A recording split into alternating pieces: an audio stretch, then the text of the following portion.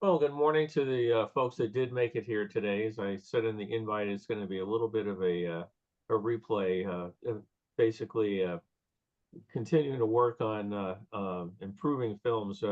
Mentioned in prior weeks that I upgraded to a new lens on uh, the film scanner, which was a real mixed blessing. I mean, it really does a really nice job, but it means that I have to go back and redo all the other ones. So, I mean, I don't have to, but even Carol came in the other day, and I was doing a A/B comparison, had the last version and the new version playing on the computer, and she could see that they were noticeably sharper. So, what I've done over the years, we've done a bunch of these talks where we see things in the partial progress. I've started going back and redoing those. The ones that I did all the full editing on, I probably won't get back to for a while. But I figured as long as I'm going to finally edit a film and take out all the bad splices or anything, it only takes an extra, little bit of time to do the prep work to rescan it and then, edit the newer version. And like I said, the lens makes quite a difference in terms of the amount of light that comes through, but also just sharper. And it's one of the things I've cursed the guy that built this scanner a number of times because the day I got the 4K upgrade for is the day he went out of business. So in terms of tech support, it's all good luck to you, fella. But it's one of those things where you just sort of mystified. The better lens would have been an extra maybe $150 or so to buy it at the time you bought the scanner.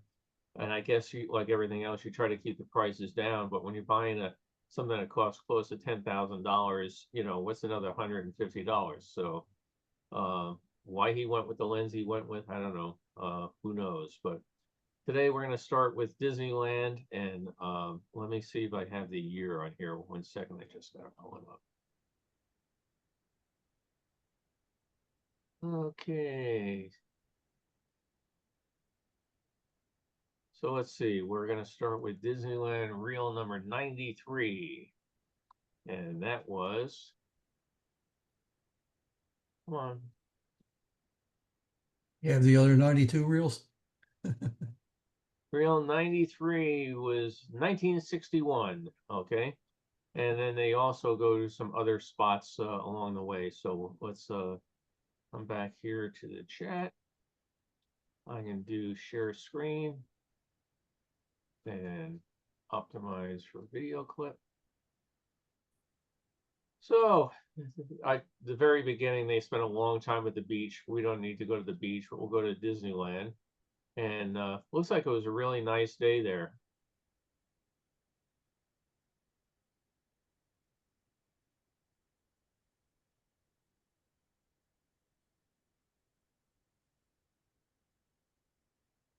It's interesting how some parts of the park haven't changed much at all, and then others, like here, obviously, this is all gone.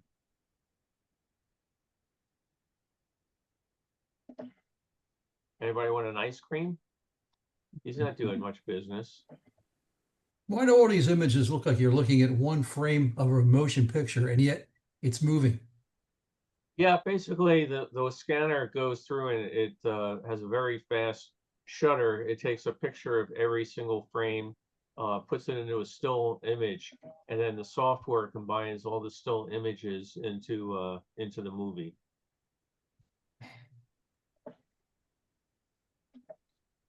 Three-car monorail.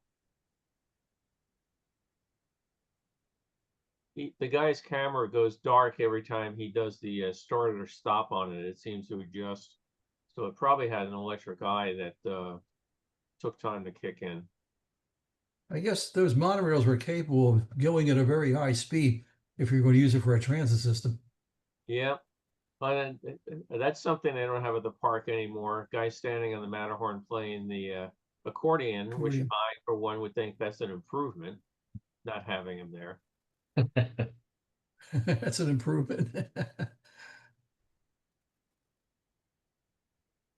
How high up is he there? Oh, he wouldn't be very high, 10 feet or so. Okay. See, there he Oh, is. yeah. There's a wire behind him because he's got a microphone, so you can make sure you hear him sing along. They should have had those people with the big horns. Yeah, the alpenstock. They had them on opening Yeah. day. That's a flugelhorn. No, the big alpenstock, the big long horn that comes all the way out. So now we're going to go for a pack mule ride.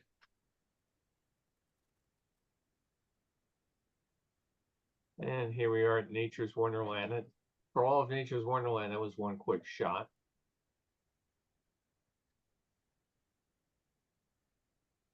The Twin Sister Falls, as they said on the mine train, they call it that way because they're always babbling.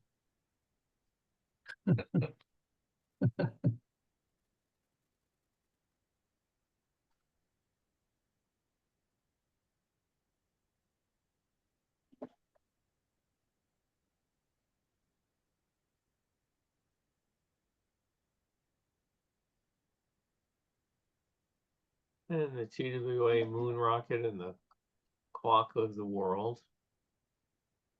Oh, somebody just lost a balloon. Looks like a very quiet day there. Yeah, it doesn't look super crowded. I mean, it's not empty, but it's not jam-packed, which is nice. I was trying to look at that orientation with the really long shadows. Is it late in the day? Yeah, I think it might Yeah. well be.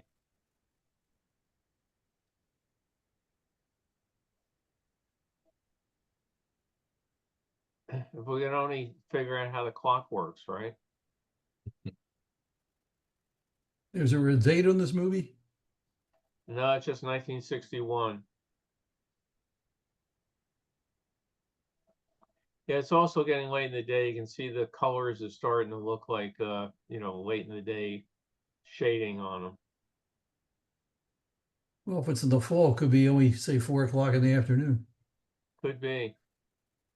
Now we go, I think they're leaving here and they go off to Hollywood. And then they go to Las Vegas.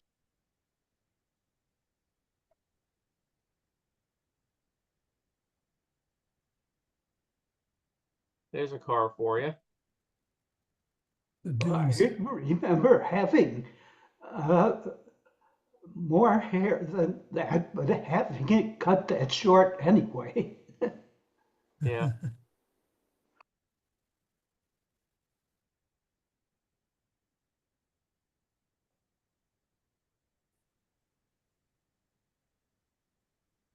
It's very 60s looking hotel, isn't it? Yep. Yeah. No fence around the pool. Yeah. Yeah, that's true. People were smarter then. Yeah. And nobody's in the pool. There were also probably less lawyers then. Yeah.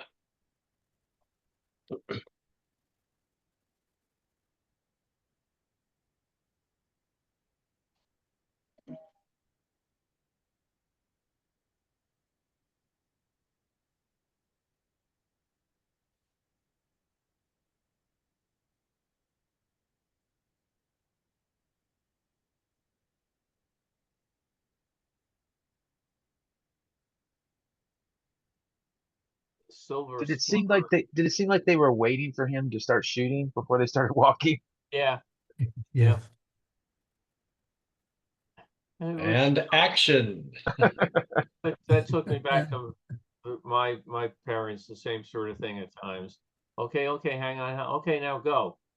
Look at that. There's water behind the dam now. Yeah. It's Yeah. pretty much full. It looks very full there. Then if anybody's a canyon expert, if you know exactly where this canyon is, please let me Bryce know. Canyon.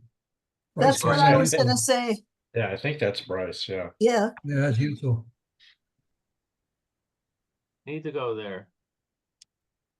You never been there? No, not to this one. It was my family's favorite. Yeah, I remember you saying that. Amazing what water can do, huh?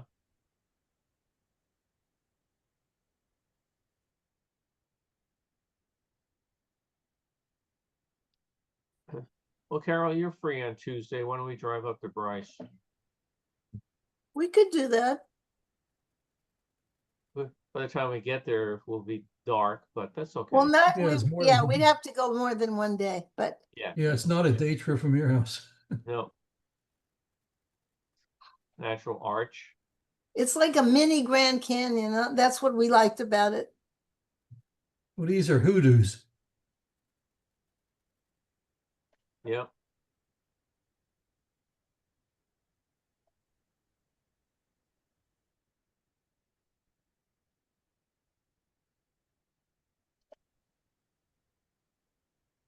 I wonder if you have to make reservations there these days like you do at other parks. You probably do, the way things are going. Did you have a senior national park pass? Yes. Yeah, that's the best value the government ever offered us. Well, when we got it, it was only $20. Now I think it's up near 100. I think it was only 15 when I got it. Yeah, but you got it from George Washington himself, so Yeah. if anybody recognizes these grounds.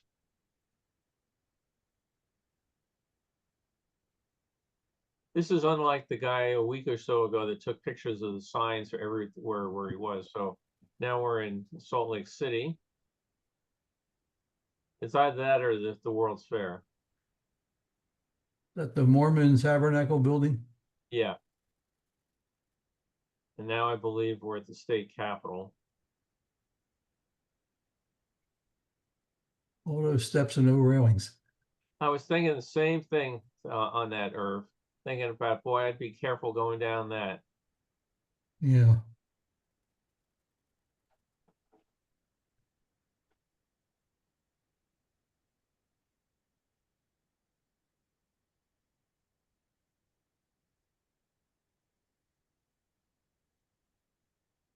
Not sure what this memorial is, if anybody recognizes it.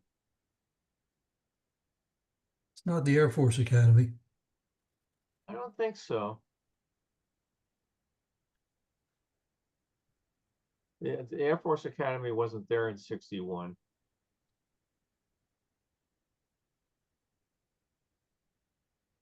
I didn't know that because I was there in 67. It was very new in 67.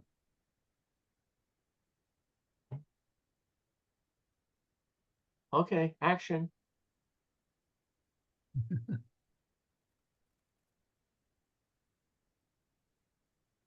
What I can do with some of these things is stick them into Google, take a still image of it, stick it into Google reverse image and see if it pops it up. Now I think we're in the Channel Islands.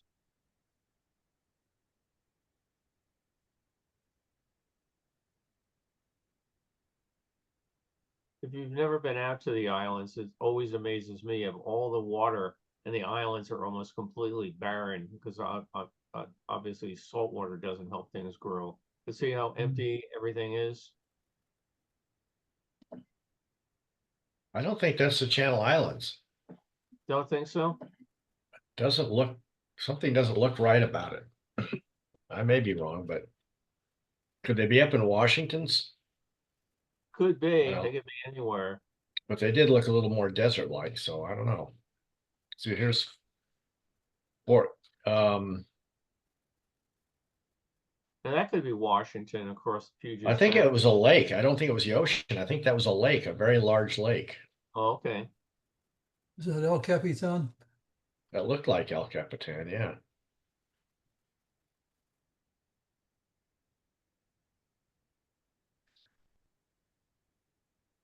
Oh,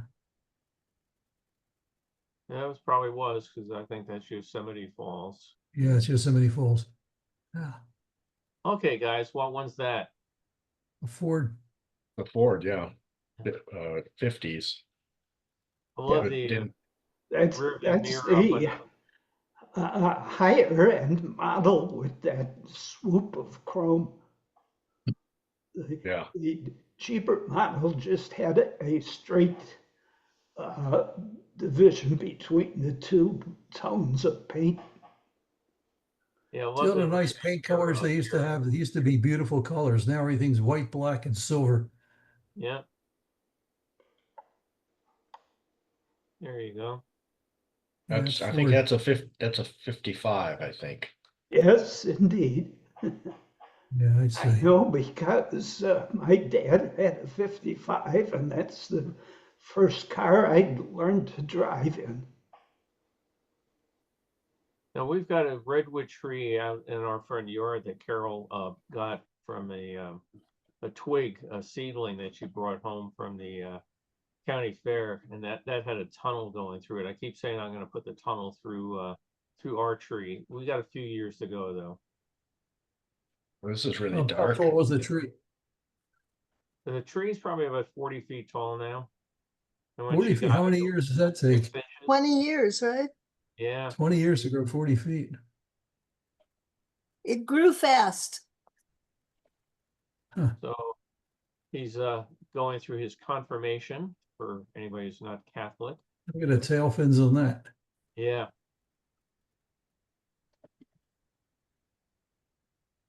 Bigger fins, the better. If you are a fan of this TV series, Voyage to the Bottom of the Sea View had big fins on it. And that's because the art director, Jack Martin Smith, had a 1959 Cadillac. And that was the year they were coming up with the design for the Sea View. So the Sea View has basically 59 Cadillac fins on it. Now this is a chairlift, no snow, so there's a nice summer day.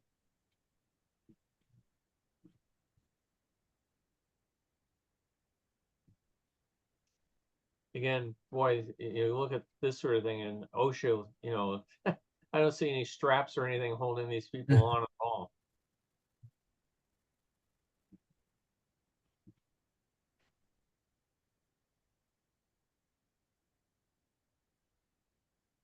It's Well, weird. The way like- the seating configuration is, it makes them look like they all have very short legs. Yeah, Because you can't see the upper part of their leg, you just see the little dangling feet and the lower calves. I'd like to know what brand of camera this guy had. It's, I think, a typical 50s movie camera with one lens and a fairly narrow view. yeah. Here they're at Knott's Berry Farm, but it's absolutely so dark you can't make anything out. So now we're going to go and take a tour of upstate New York. We'll have seen some of this.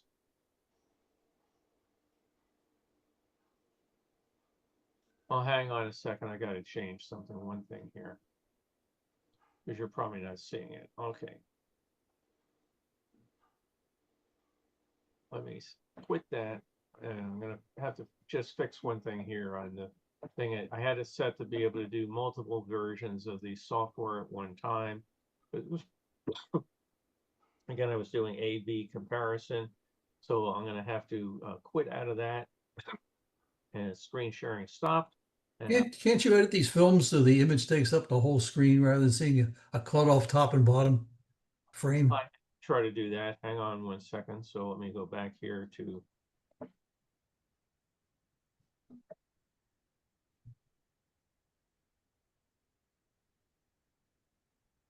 Okay. The trouble is if I make it too big, I lose the screen controls, and I can't jump ahead or do anything, but I'll try. So here, one second, let me share screen.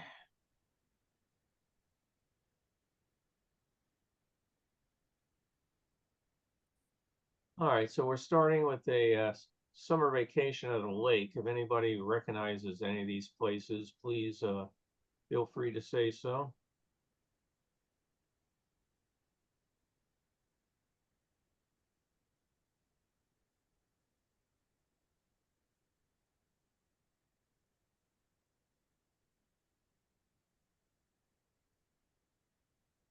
Nobody knows that lake yet, huh? Okay. Is this one of the films we may have seen before? Yes. Okay, Yeah. because I was gonna say that woman looked familiar. It's like I don't know who she is, but it's like I've seen her before. Yes, yeah, yeah. And then you're gonna see him. This guy's a real butthead. He's the sort of guy, we're gonna see him go to an animal farm, and it's like, if there's a place that says, don't touch this, he'll touch it. Go to the animal farm, he has to do, like bop the animal on the nose to get its reaction. So, it's, He- yeah, we've, And he we've never seen- figured 50 years later, a bunch of people would be sitting around watching him on a Saturday afternoon. yeah, exactly. This is 1965, by the way. It's 60 years already. Yeah, it's hard to believe, it's 60 years. where does the time go? You think some of the movies that we take are going to end up on somebody's computer in the future and people will be looking at them? Not so much, because these days everything that people does digital, nobody's going to be selling it on eBay or at a yard sale or a swap meet. It's going to be on your phone. You die, the kids don't pay the phone bill. The movies are going to be gone. So it's unfortunate. I think we're going to lose a tremendous amount of current documentation or history because people just don't Yeah, back things up. that's right. Like I said, we just saw Disneyland in 1961 because somebody went there, took it, and I ended up with the film. Now it's saved for posterity. But if somebody goes to Disneyland today and films it on their cell phone, nobody's going to have that in 60 years. But I upload a lot of photos to Google Photo, and that's on their server. How long will that remain in effect? Yeah, Does I it mean, keep forever? that's the whole thing on it, and it's even if Google's around, whether or not somebody keeps the account alive or pays the fee or remembers the password or whatever. Something pasted in an album. I mean, you've seen on so many of these past talks, pictures out of a photo album of the 33 Chicago World's Fair. It's still held up really, really well. What people have an issue today, with a lot of them is, how do you read some of the old media? I mean, I get people all the time come to me, oh, I have something in a 5 1/4 inch floppy. How do I read it? And then I can still do that, but then every now and then somebody comes to me, oh, I got an 8-inch floppy. Man, I can't help you with that at all. You still a 5 1/4 inch drive? They still are. I have one that, a matter of fact, I have that, and I have the 3.5 inch that are USB connected that I can, connect to the computer and pull stuff off. Hey, When I upload, Bill, your viewer window is very wide. And I'm wondering if you narrow it down, it would get bigger top to bottom. Because right now it's on my monitor, the image is about half of the area of the monitor. Now you're seeing the full image, right? But you're seeing a little thing on the top and bottom of it. I'm seeing a lot of black left and right of the image. Yeah, the new lens. Oh, so by the way, we're in Canada. It's the Thousand Islands. The new lens, I can't get it close enough to the film to get just the center image. There's a physical piece of it that, because it's much bigger, comes into a physical thing. So I have to go here and take all these out. Has anybody been here to Old Fort Henry? where is it? It's in Canada, and I have Once, not yeah. heard of it. Yes. Where it must be somewhere near the Thousand Islands, but I'm not quite sure where. It reminds me a tremendous amount of Fort Ticonderoga.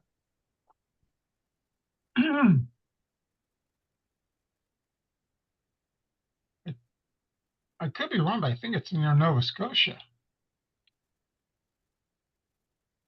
Could be. If somebody could look it up, that would be great.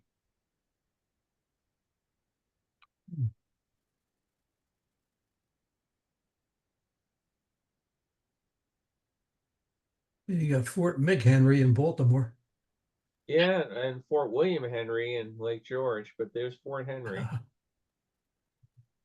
What's really nice, I don't know how much Facebook does compression, but on my side, I could read the whole sign, make it all out, where on the other one, it was all just a little blurry.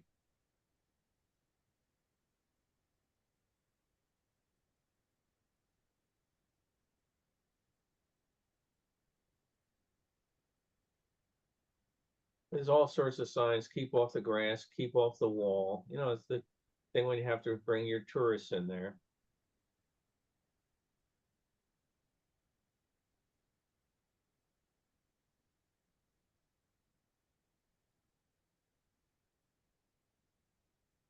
I wonder if he has to stand perfectly still like the ones at Buckingham Palace.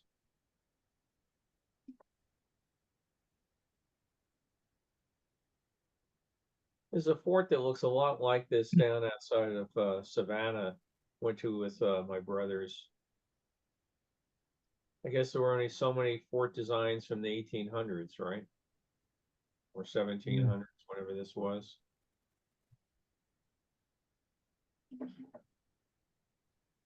They put on quite a performance here. I don't know if it was something they do, 3 times a day, or this was, Fort Henry Day, or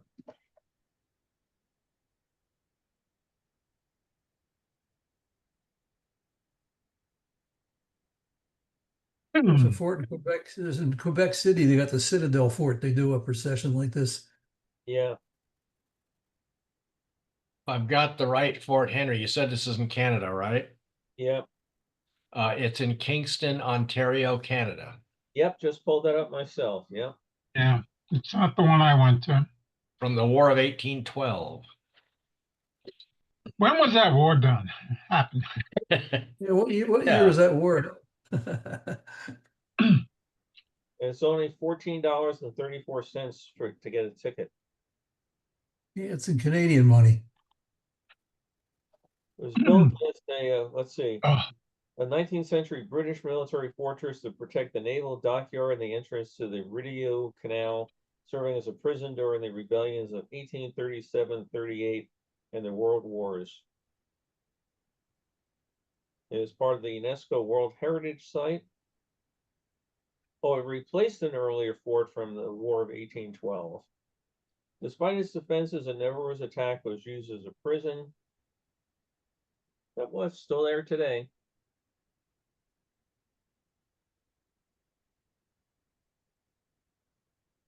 It's quite a little intricate little dance maneuver they have going there, or marching maneuver. So are they soldiers or musicians? Both. oh, Both.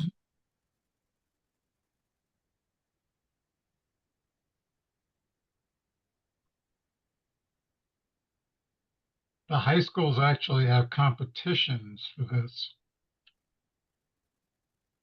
To march like that. Yeah, some of them are really amazing. My daughter did in high school, and they had 2 teams. The like the amateur, the ones that didn't travel all over the place, and then a travel one. And oh my God, they were very good. And Yeah, Newsday does a was doing competitions at Hofstra University, and they see, went here's the by guy. all the high schools. I half Going to expect go him to bowling. chuck the cannonball over the wall. So he's going to go bowling with it. Yeah. Today, I'm sure they'd all be welded down.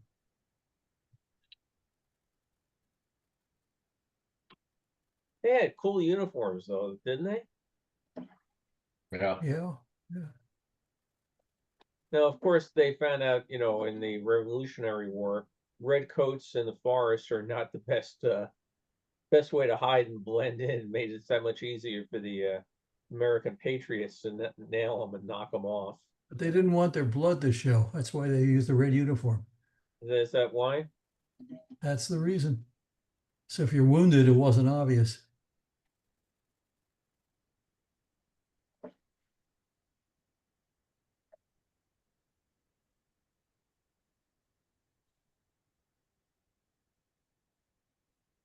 Now they all rotate around.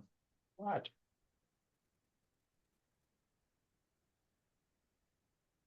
The think Henry inside guy Howard probably has the guys hardest. practice this stuff. What did you do in the army, Daddy? I watched in circles.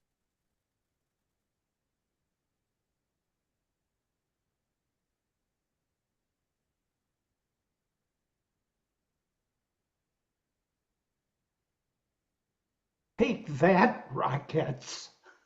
Yeah.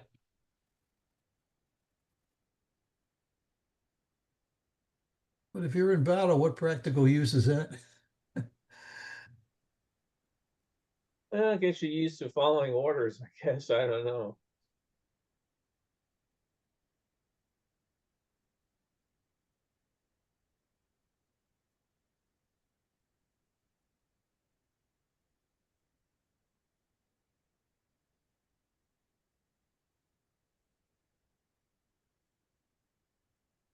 And he went through several rolls of 50-foot film here for the fort, so he was taken by it. We're gonna leave here in a moment and go see more. Oh, now they're all moving around at high speeds. We're gonna go see more of the Thousand Islands, and we go off to Lake Placid and a couple other places.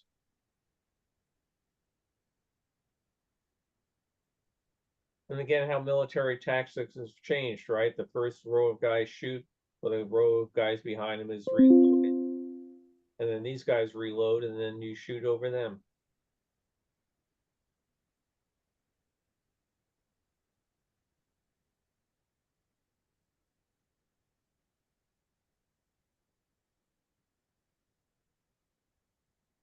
They both marchers and soldiers.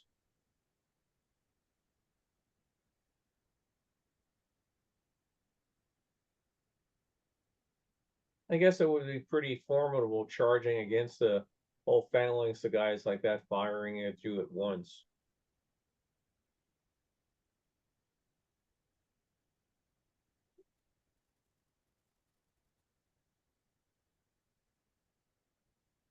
I can't help as they're bringing the cannon out there, think of the opening credits for F Troop.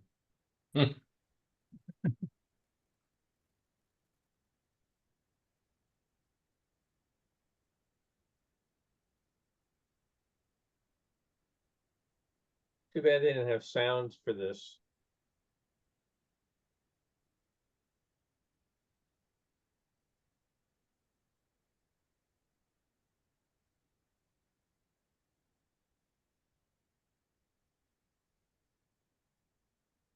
Well, what's interesting is they're shooting at their own fort with the cannons. Yeah, that's right. They're also shooting at all the tourists. Yeah. Okay, so now we go to High Falls Gorge, which I believe is in upstate New York. A lot of this section was very brightly overexposed, so I'll have to adjust that down in the computer.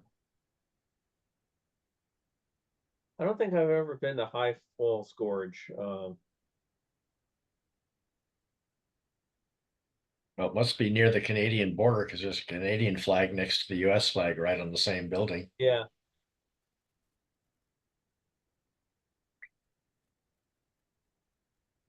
Carol and I think it was just a year ago, we were up in this area. We went to Osable Chasm, which is a really, again, beautiful area to hike all the way down through the canyon with the waterfall and everything.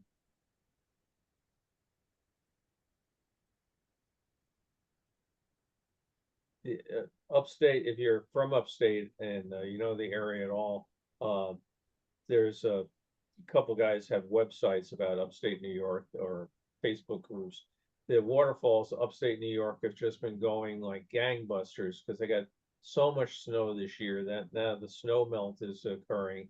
That places like Letchworth State Park, the waterfalls as high as as much volume as anybody has ever seen. So all sorts of little towns are getting flooded and having issues because sometimes the ice, has built up and then it just gets away and everything comes out all at once.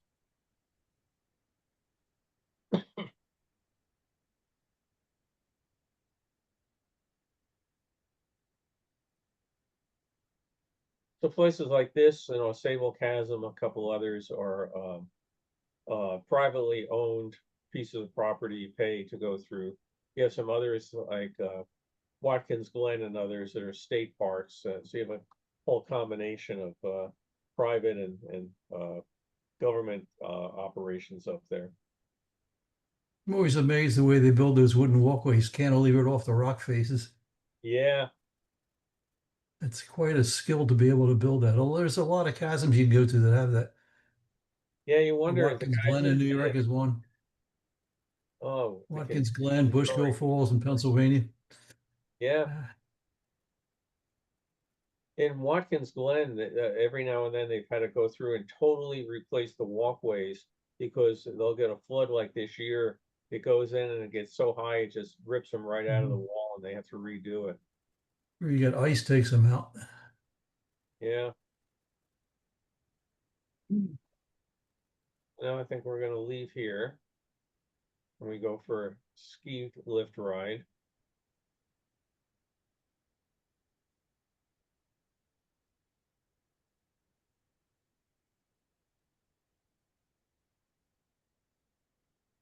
See, my wife will never ride in that. She says it's all this is held up on one thin cable.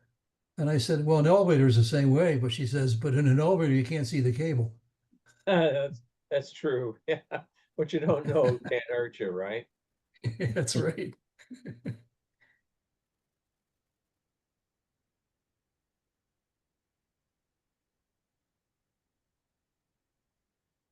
Now up at the top here, they go by a memorial, which said this stone was brought over from Italy to commemorate the soldiers. I'm gonna have to look it up and figure out which hill this is.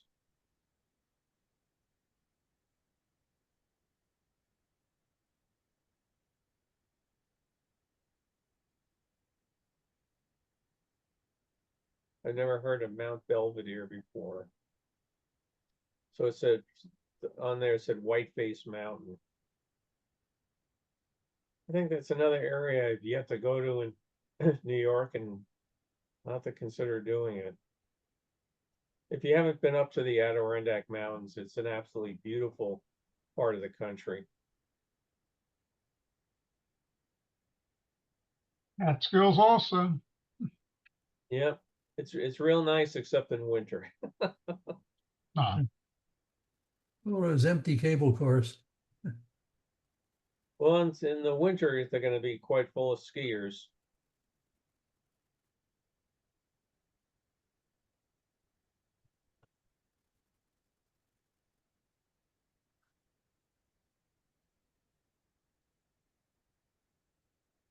Was there a year on this? 65.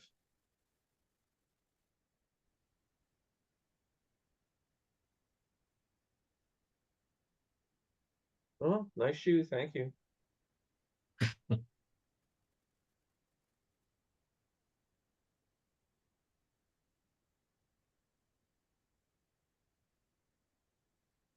What's he taking a picture of there? Trying to get her to react to something. He's probably saying like, dear, what would you do if I pushed you off? Anytime I look at that view, I picture thousands of years ago, it looked exactly like that. No changes. Yeah. Yeah. Well, that's the like thing when, with the Adirondacks. They've got the Forever Wild, tremendous piece of the Adirondacks owned by the state, and you're not allowed to do or build or change anything up there. So they're trying their best to keep it reserved for future. So I believe now we're in a place called Thousand Animals at Lake Placid.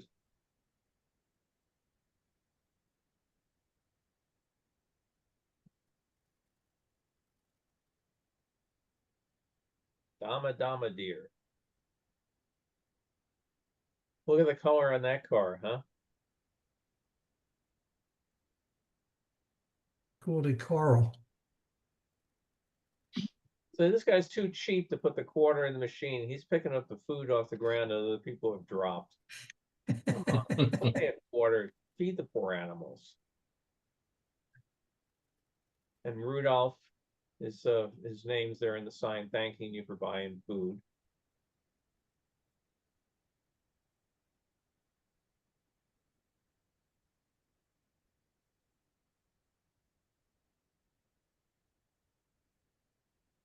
They always look so hungry. Don't they feed these animals there? You know, to be honest, they could probably feed them all the time, but if it was like my dog, Misty, that we're celebrating 9 years today, she was swarty. She's never been fed. She's starving to death. Yeah. I mean, she is always hungry, which is why yesterday she was 19.4 pounds. What kind of a dog is that? Terrier mix, terrier beagle mix. So that's a pretty good weight for a terrier. Yeah, that I mean, she's heavier than her other dog, and we think, oh my goodness, she's too fat, and the vet says no, she's doing just fine for her type.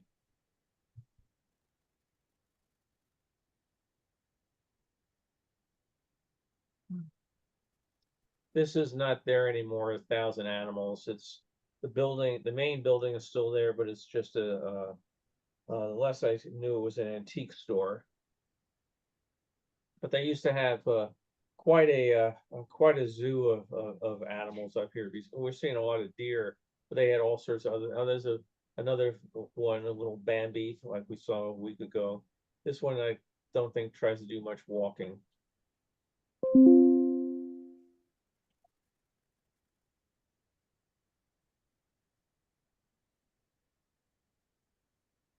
When I was growing up again, in the 50s and 60s, the Adirondacks were a wonderful place to go to get out of New York City, with the heat of the city and everything else. So there were all sorts of kiddie parks up there. There's the publisher that I do my World's Fair books with has a whole book about kiddie parks of the Adirondacks, and I think I was at maybe 3/4 of them. But despite all the trips up there, we never made it to all of them. There were so many of them. There were Santa's villages, and we're going to see more of the other one I really like, the western one there. But there was the whole area was just saturated with places to go to. So like I said, that building's still there, but now it's a giant antique mall.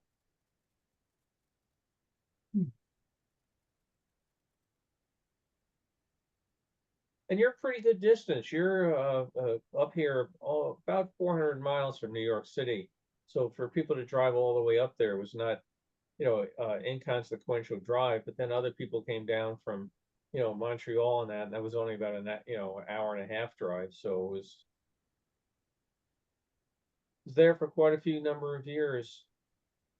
Now, I think we've seen this one before about feeding the bears.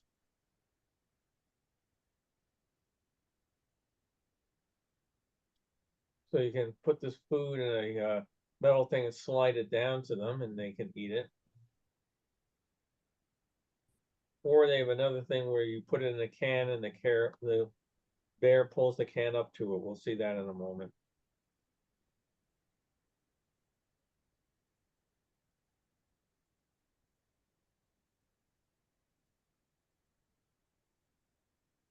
They look so cute when they're small, huh? So I put the can in there. Now the bear realizes, okay, I'm gonna go get my food. So it's in my can.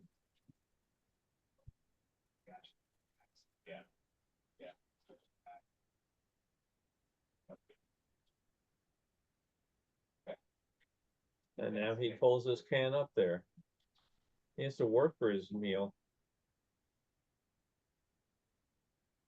Very big Pavlos dog. What's that? A very big Pavlov dog. Yes, Or Pavlov cat. exactly. Cat. Yep. They're obviously not afraid of heights either. No. No.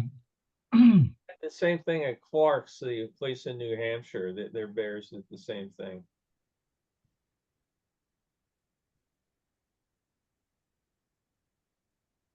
Look at me, look at me. You're not going to walk through a narrow doorway. Oh,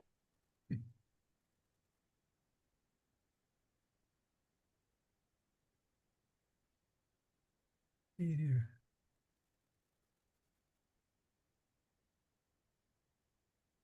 I'm sure other parts of the country had, the same sort of thing with animal farms and that sort of stuff, but, like I said, upstate New York was just full of these places for so many years.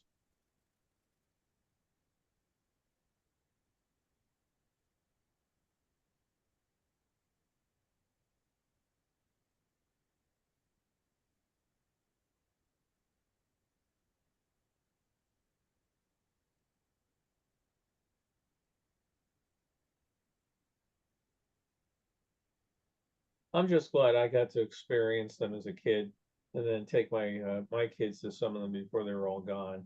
It's just nice to see something that's, to me, calm and serene as opposed to everything having to be high speed theme park turn them upside down rides today.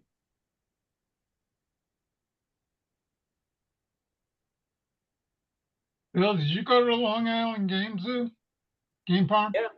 Yep. Assume you did too? Oh yeah, been there 3 or 4 times with the kids. It's a shame what happened in the end. What is anything particular happen at the end?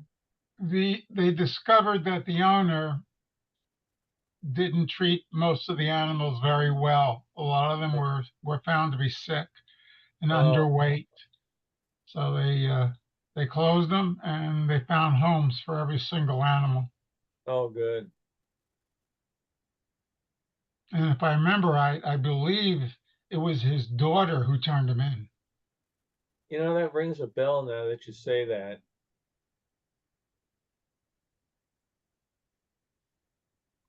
Brock, how's the Artemis doing?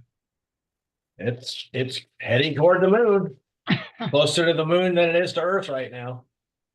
Have you watched any of the videos from NASA? Yeah, yeah. I've had the live feed on. Half the time there's nothing to look at, but at times there's some interesting stuff. Views. Could you post the live feed link? I had a The little easiest trouble finding it. The easiest way to, well, I found it's really interesting. If you go to the NASA.gov site, it says the first thing that comes up, it just shows a little picture and it says, live feed. Oh, And you hit that, but then when it comes up, it's on YouTube. If you look up on the right-hand side where it shows the other ones, I found that there's one at the top of that that says official site, even though the other one came from the NASA one, which seems to be a better site to look at it. I don't know what the difference is between them, but the other one has a lot of blue screen where it's just nothing there. I've seen some of the photographs and they are like they replaced the Yeah. blue marble. Yeah. Yeah. Yeah, Well, they technology. should start It'll taking be shots of the interesting. moon. It'll be interesting if they can get some good clear shots on the dark side, if they'll Yeah. be able to get enough light. Well, it's not always dark on the back of the moon. Well, when they get Yeah. there, they find out that's where the alien base is. That's quite a quirk that only one side of the moon faces the Earth. We can't see the back of it.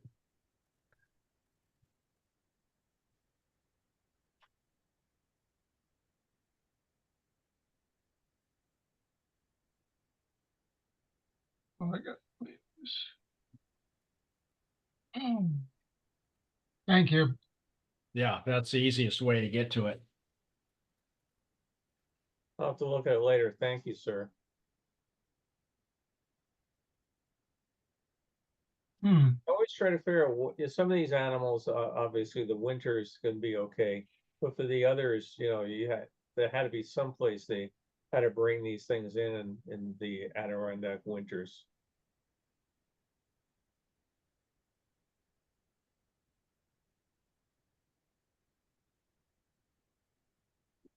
Yeah, here's where the husband's kind of a ding dong again. Well, let me poke you. Let me poke you. Let me poke you.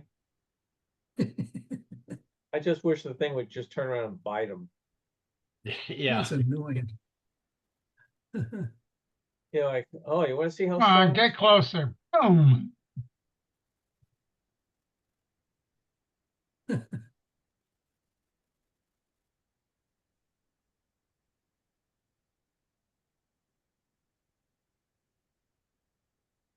Japanese. My God, he sprung for money to feed it this time? Thanks.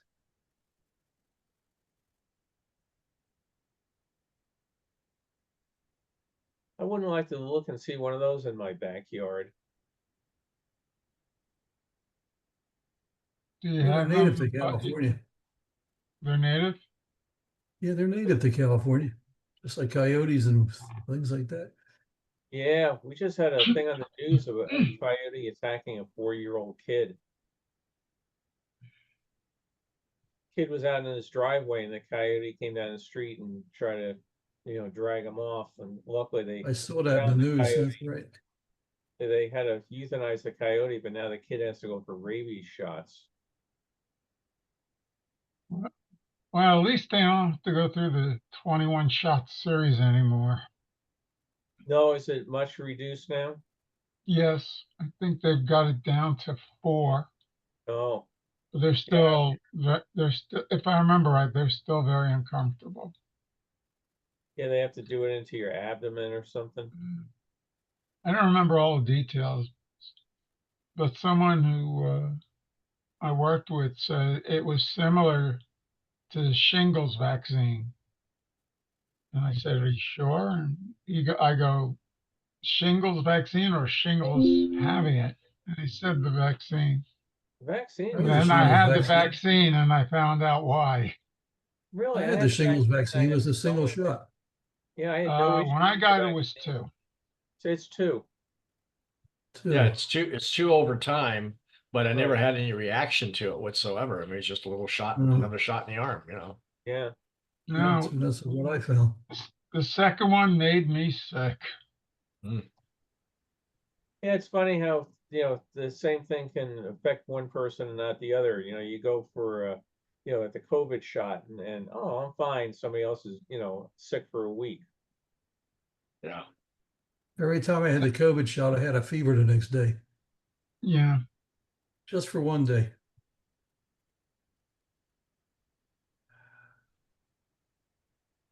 Yeah, there we go, coyotes. We've had quite a lot of them around our house this year, and boy, they howl like crazy. I think I mentioned on another talk, my brother and I went out to film on Scout Ranch, and our first night on the trail, we're out in the tent, and the coyotes are howling out there. And here's these 2 boys from Brooklyn out there listening to the coyotes howling, yip yip yeah. Oh God, we were scared to death. Our local newspaper had an article from Game and Fish telling people not to report mangy coyotes unless they're so sick that they're not moving.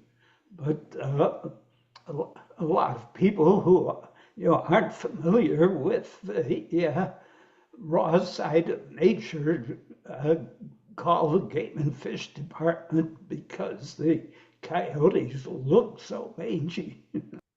Yeah. I don't know if anybody caught in that last one. Guy was spraying DDT. Oh, was that what that was? I Yeah. think that's what that was. Yeah. And again, people right there, no problem. We'll just we'll just spray it.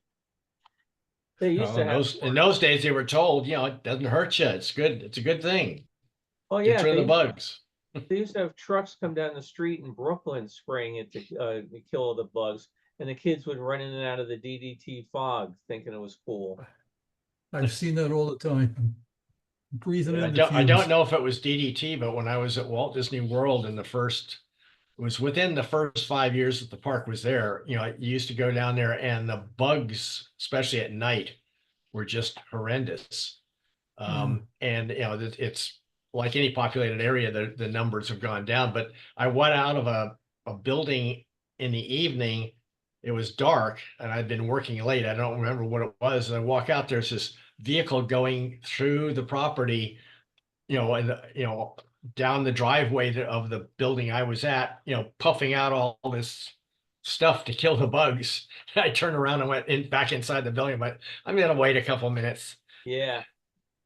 Yeah, I understand the Florida property, they control mosquitoes, but how they do that? spray. They Yeah. spray, yeah. That fog you saw in the street where the kids were running, that was an anti-mosquito spray, not Yeah. DDT. This is Santa's workshop, which is still there and open today.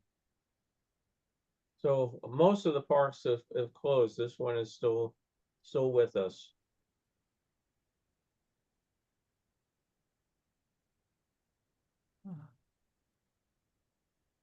We've seen this guy before.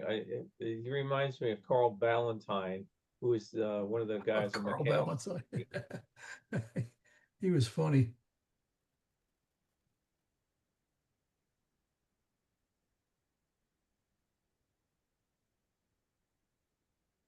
He's got his whole magic act with birds.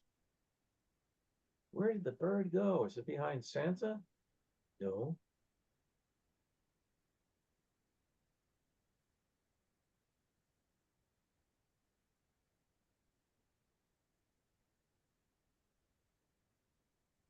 Hey, he's in showbiz.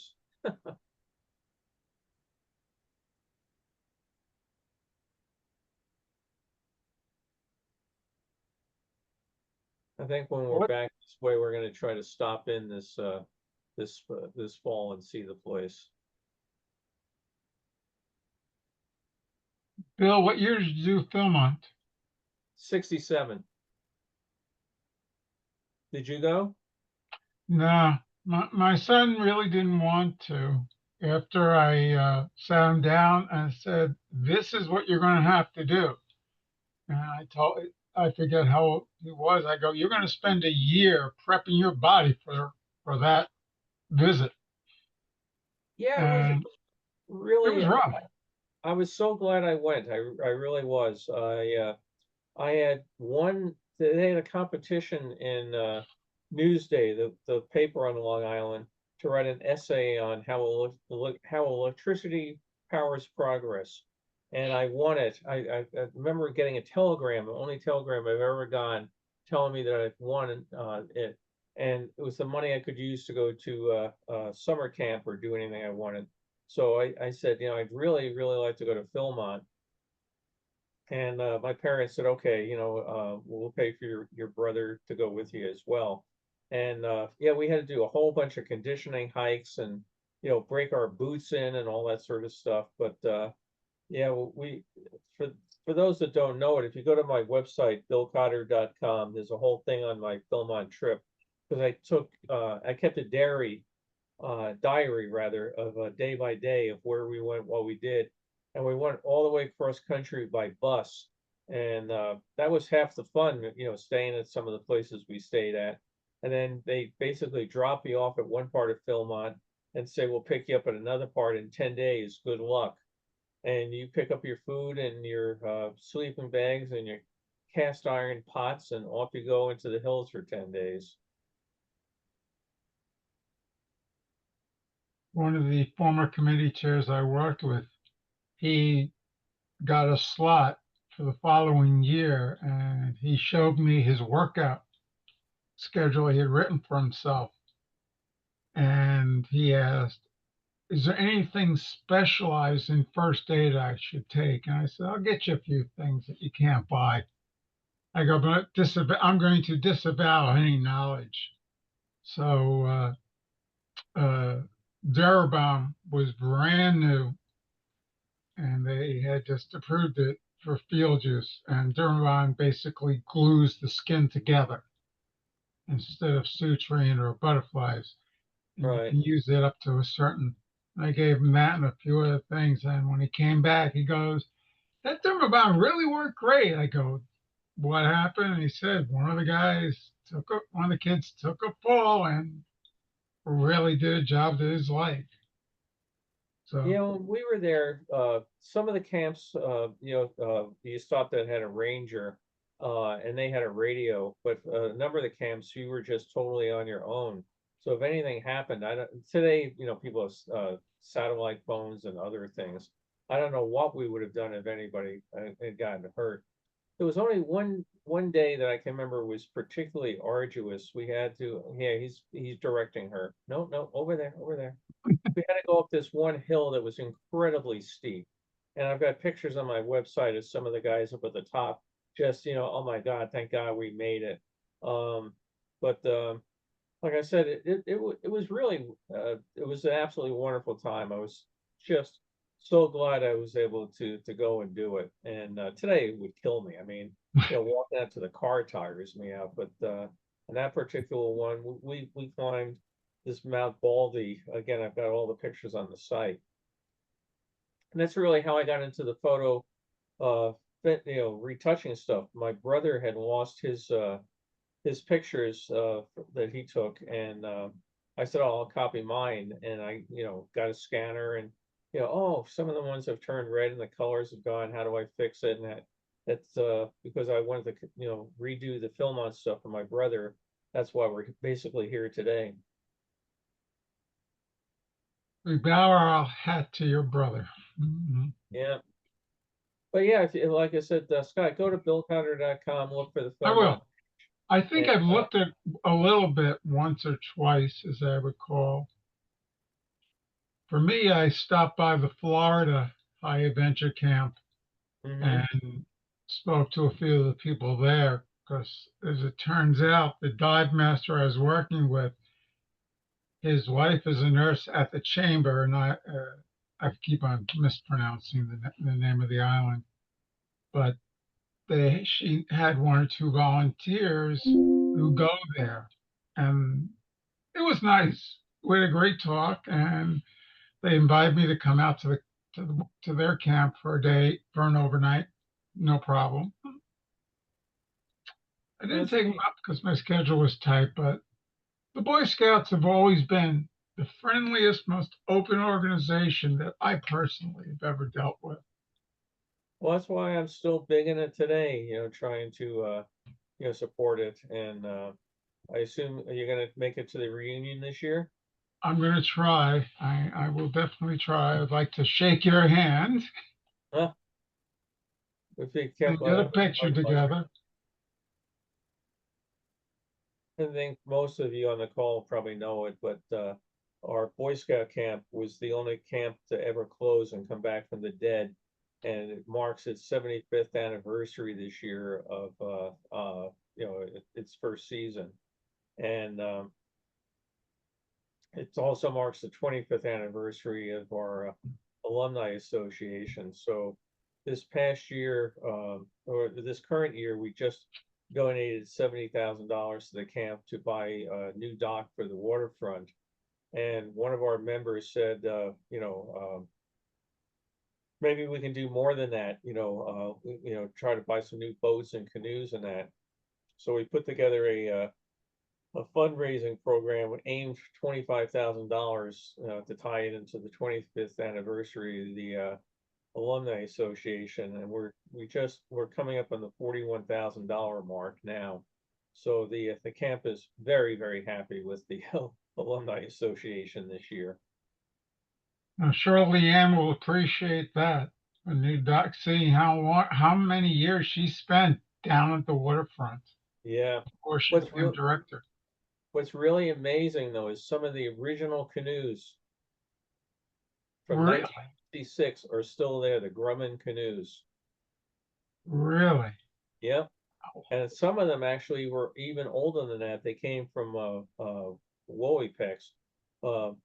For folks that don't know the name, Grumman was the folks that built the lunar lander and that, but they also built all sorts of fighter planes and that. And in between contracts for fighter planes, they need to keep their people busy and employed. So they put together a thing of doing canoes. And like I said, when you're still using a canoe, 70 years later, those things got a lot of use and, banged up on everything. And I don't remember how many we had, but there's still a whole bunch of them out there with the Grumman, built in 1956, things on them. Grumman also did ambulances for a period for New York City. Yeah. Mm-hmm. Yeah. There were 3 or 4 models over the years from about 63, I believe, to 69. This guy's not scary at all, huh? King. Yeah, Eugene Levy's eyebrows. No, those Grumman canoes, they could really take a beating. The camp we took them on trips to the what you call it, Delaware River trips, and then the Adirondack canoe trips. So were there ambulances? They took What's that? a beating and a half. Oh yeah.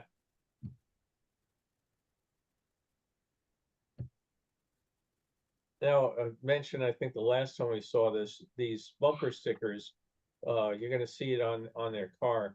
But you would go out into any of these places and people would be going out to your parking. You'd come out and there'd be a sticker on the car, like right That's here, right. all the places that they've been.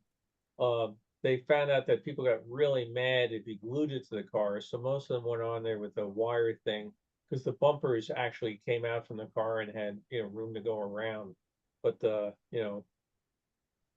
was a big thing. Now the Frontierland. This was a frontier town. This was absolutely wonderful park to go to as a kid. Uh, Closed down, and now the state has put a lot of money into reopening it as a campground. They don't do any of these shows or anything anymore, but it was um, look at all the bumper stickers and everything. It was really a great spot to go as a kid.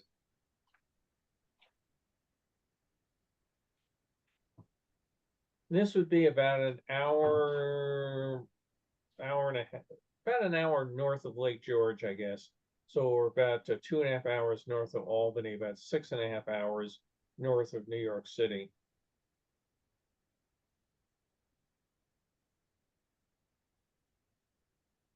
One you caught it, that was a fake horse hanging on ropes she could practice on.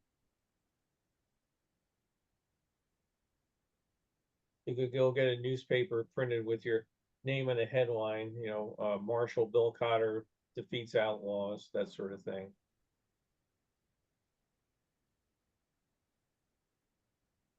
So they did a big thing out here in these stands. You could watch this whole rodeo go on.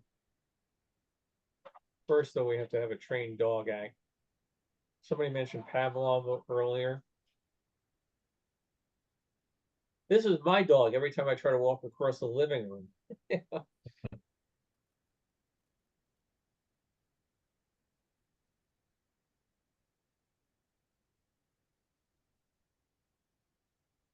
Our dogs don't do any trick. Actually, the dog that we were celebrating her arrival today, Misty, if you take out your finger, go pow, she'll fall over dead.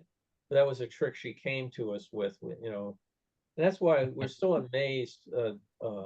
She was found on the street as a stray, and she had been housebroken. She knew, how to play dead and all that. How those people didn't go and find her. I'd be at the kennel every day, all day, trying to get my dog back. But I've said many times their loss is definitely our gain.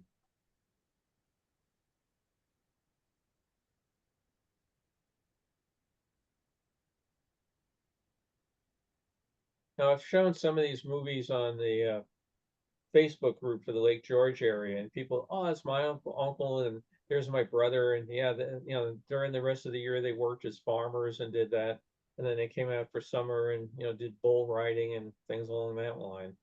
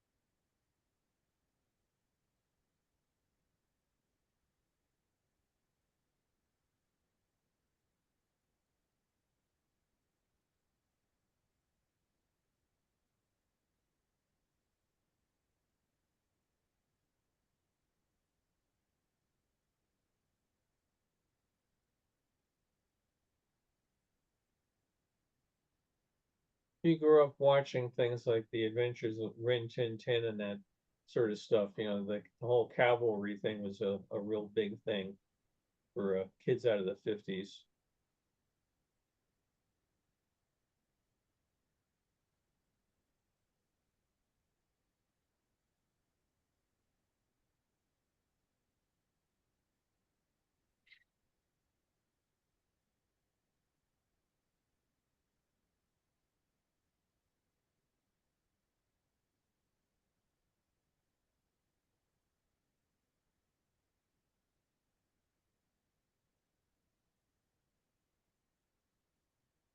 I've done bareback riding, but I have to admit I've never tried to do stunts like that.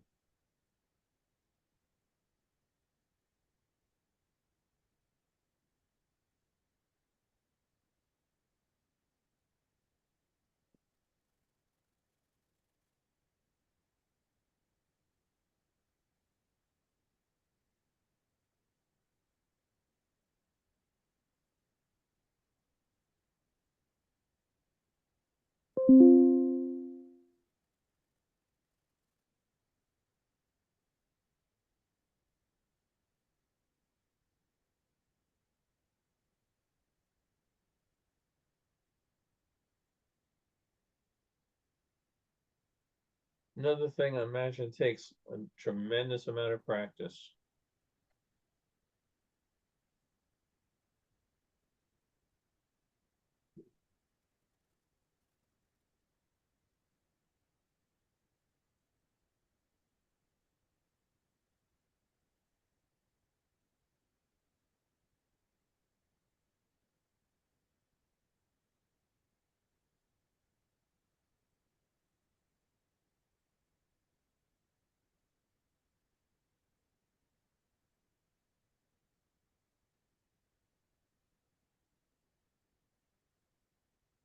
Poor Bull looks like, I just want to get this over with.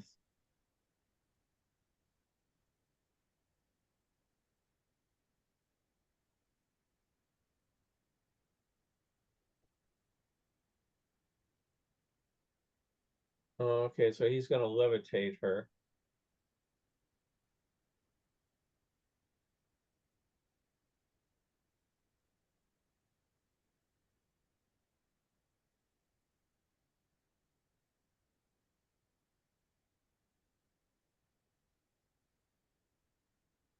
I think I have another movie where this shows the cloth come off and mechanism lifting her up.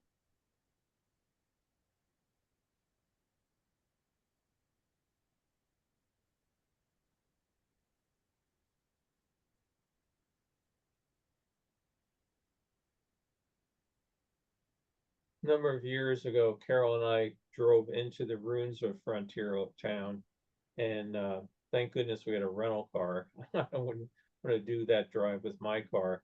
But as we were driving through the road, literally the culvert collapsed behind us, and I was like, "Wow!" And there was no way to go back. I sure hope the road we can get out of here, and luckily we could. But I was thinking if we got stuck there, that would have been a really tough thing to explain to the rental car company.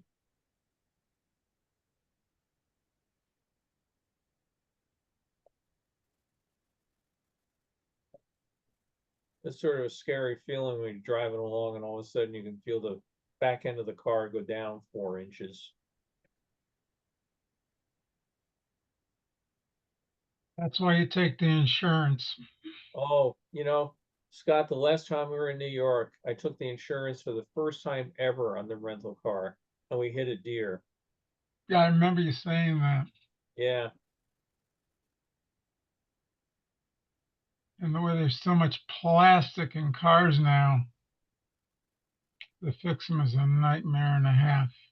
yeah.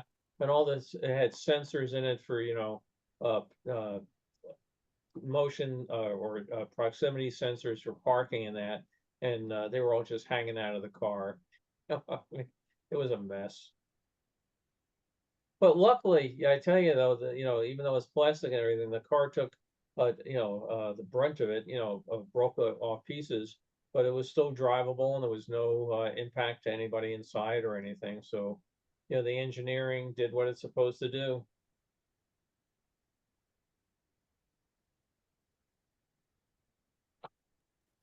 So when we're back to this year, since we're driving through the exact same area, definitely gonna get the insurance again.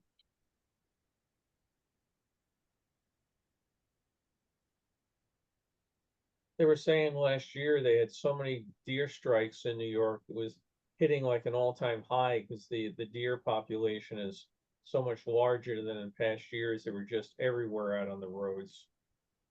Bear too. Bears too, huh? Well, this was the stuff I just loved as a kid. Like I said, we'll see more of that. I think some of his films got a bit out of order here when he put them all on the 400-foot reel. But when the cavalry comes riding into town and they ask you to be part of the posse and everything, well, that was great fun as a kid.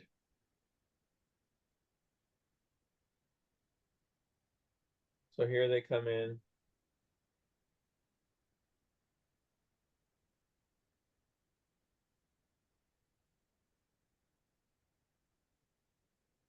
They're going out to get the settlers and to bring in the wagon train.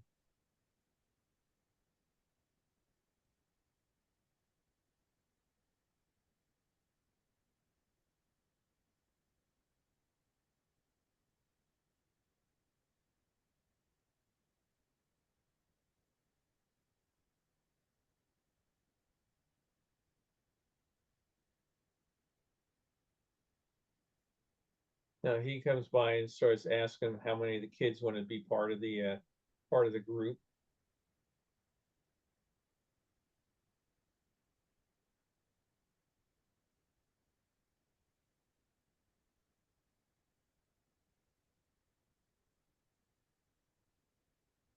Stay close together in the path. Renegade Indians in the area.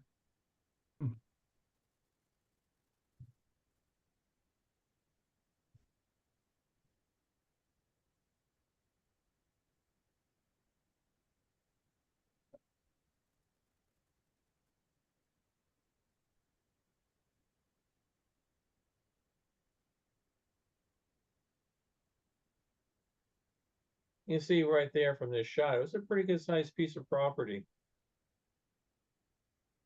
So now you all go in the fort and they're gonna start inspecting the kids.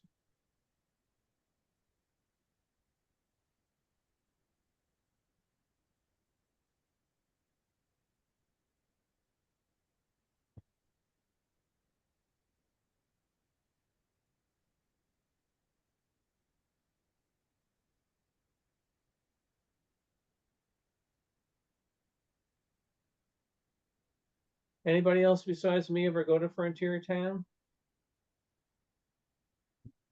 Nope. No, guess not.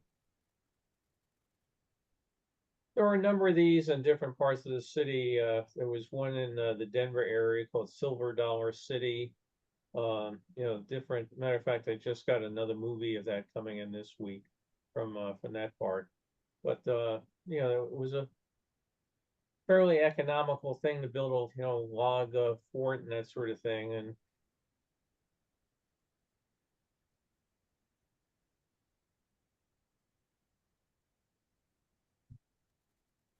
Boot Hill, I guess.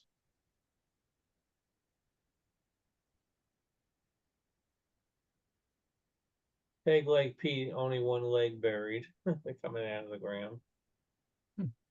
Oh, the obligatory train hold up. He's not real happy about it.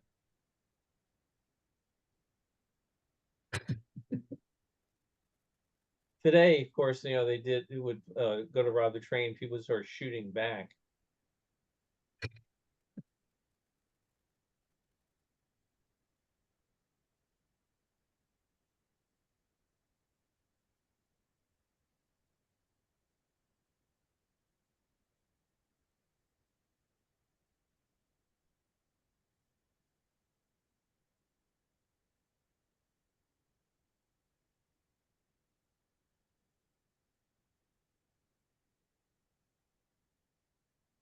Imagine this is one more victim to Disney World these days.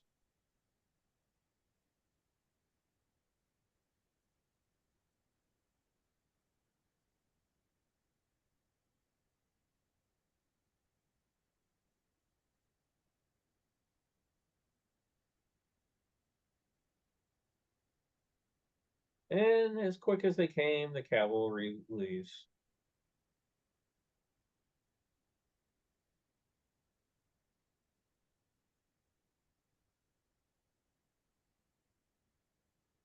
What was interesting is you saw the guy was lifting up his movie camera as his wife is using her movie camera. So that's, I think, some of these things are there, two films spliced together.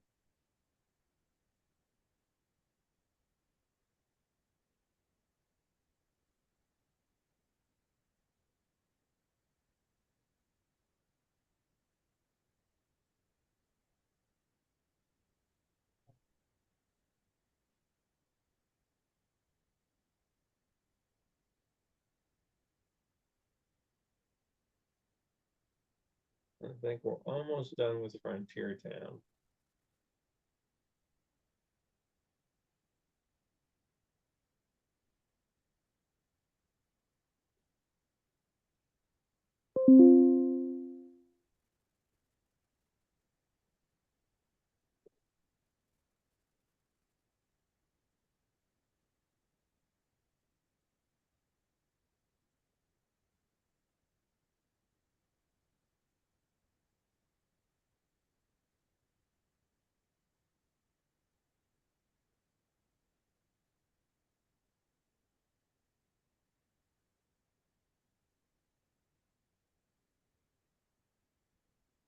I can't resist touching things.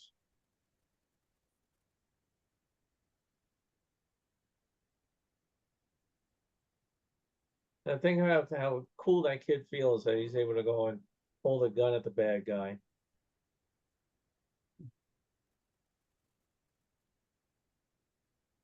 What do you guys think we should do with this bad guy, huh?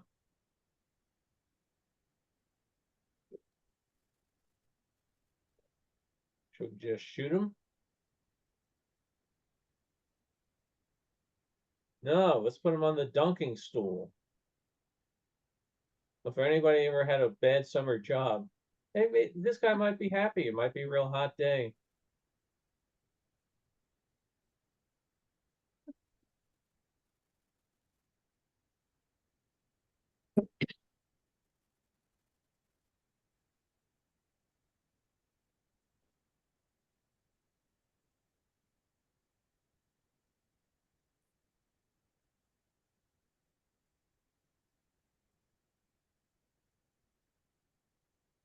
Hey, he's been made an honorary sheriff.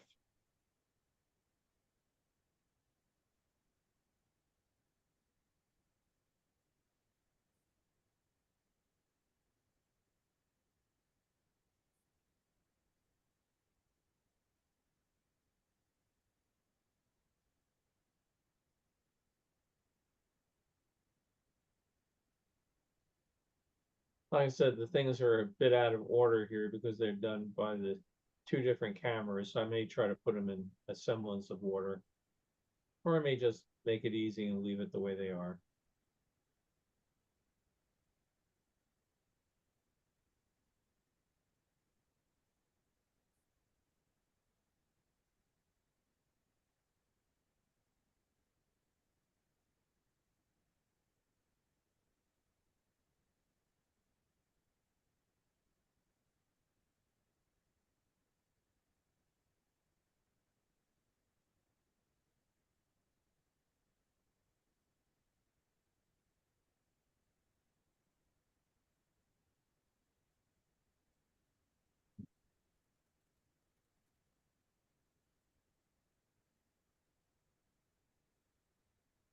When the place shut down, they had an auction and sold off all the things like the train and that sort of stuff. And people were paying big bucks just to get, some of the signage off the buildings and that, people wanted a souvenir of it.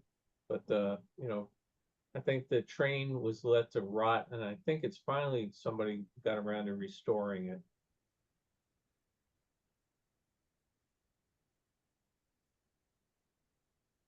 And back they go for their break into the next robbery.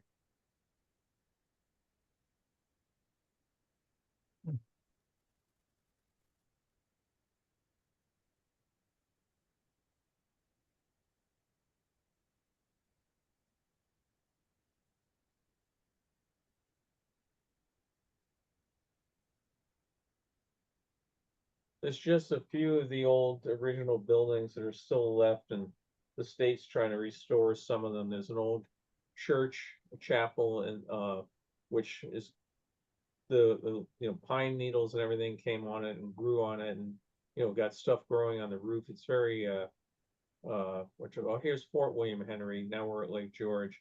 So some of the buildings are in better shape than others, and it's one of the things that might be easier just to build new ones. So Fort William Henry was another one. It's at the very southern end of Lake George, a gift shop.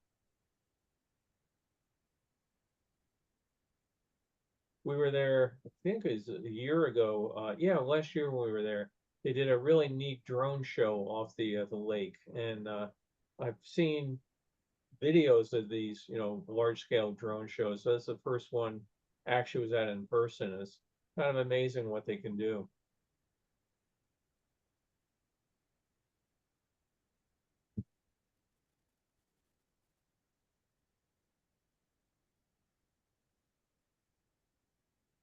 But if you're up in the area, Lake George is one of the cleanest state lakes in the United States, and they go out of their way to try to keep it so.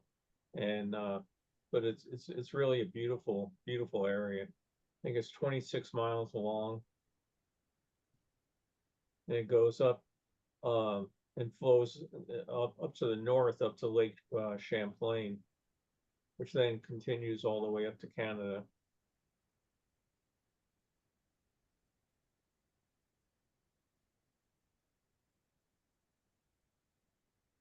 And our birthday girl is very nice. She puts up with all my wanting to go back to Lake George and be 8 years old again every time we're back that way.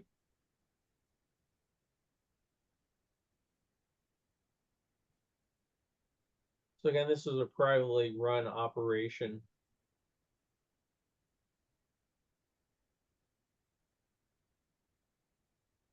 How long do they leave those people in the stocks? Oh, about a week. Would they, how'd they go to the bathroom? Yeah, you just went out, took your picture. Yeah, you can see that there's no lock on it. So Oh, okay, I can get out. Now he's showing how they make ammo.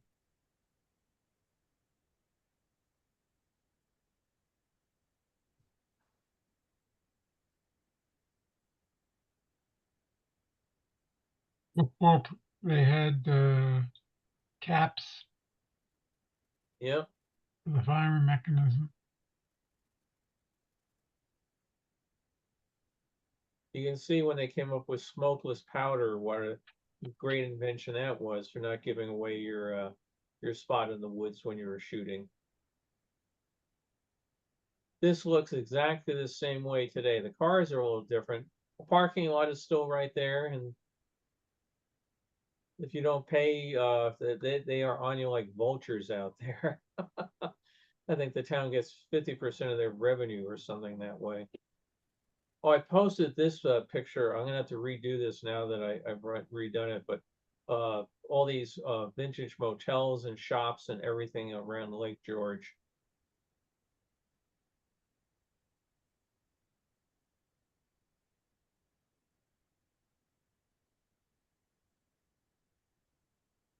Some of them are still there, some of them are long gone.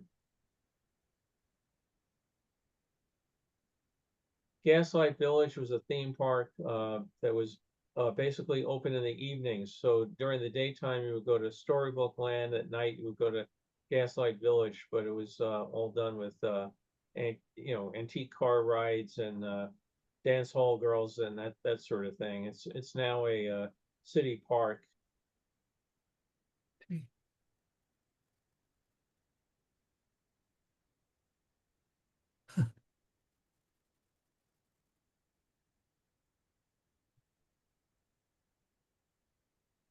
But if you were going up to Lake George and you could stay in a tiki hotel with palm trees, that was better than staying in some other hotel.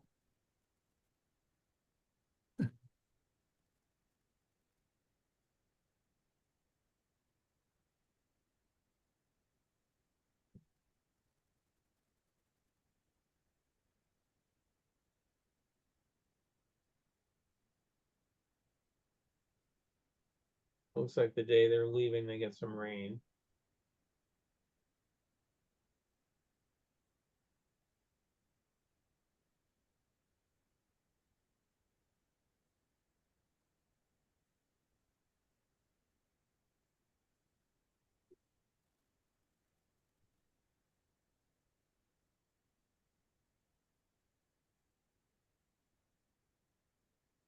And that's the end of that one. I think I got one more. Let's see what we got here.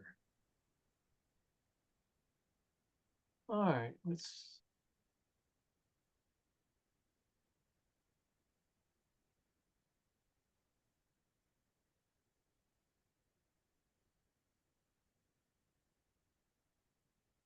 Let's see, miscellaneous reel 28. Where do we go here?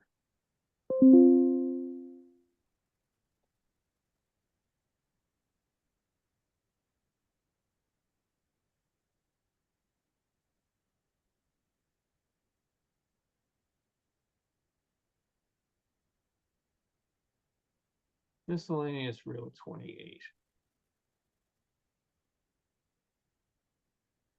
Oh, this is New Hampshire. Okay. Let me get down to where I can get to the controls again. We don't need to see them all. Okay, so they go to another animal farm. And I think this is Clark's Animal Farm in New Hampshire. Oops, come on. Where did my screen go? Here we go.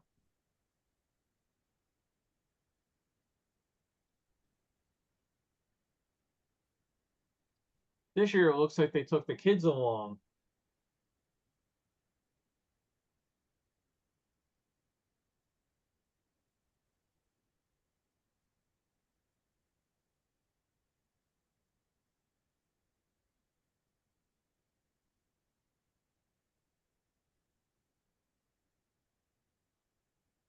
That one, you put your food on, you crank it, and it goes all the way up and slides down just so you can entertain everybody and make it more fun to spend your quarter. Some real quick shots there.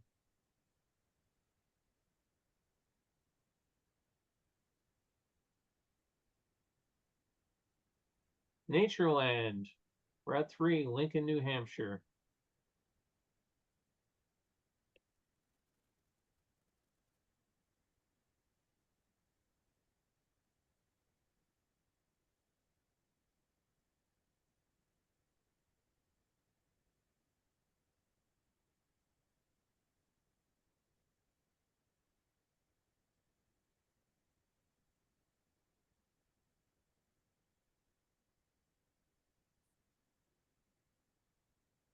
One thing about this family, they liked going to animal parks.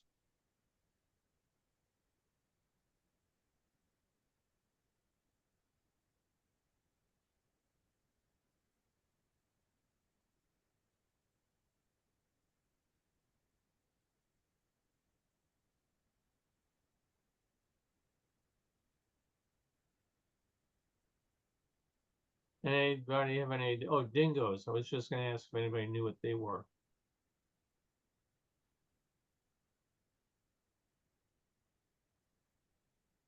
Indian head. I can't quite see it myself. Look at all the little cottages down below that people would stay at back in those days.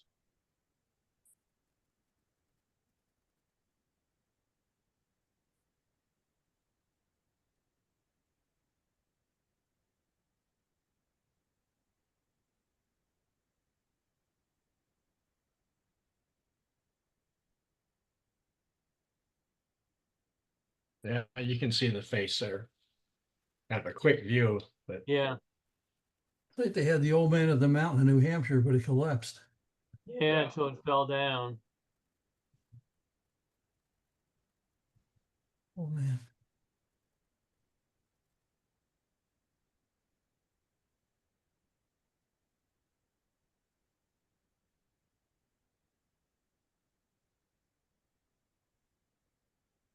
To me, it's a real shame that whoever this family is, nobody wanted to keep their films and their memories.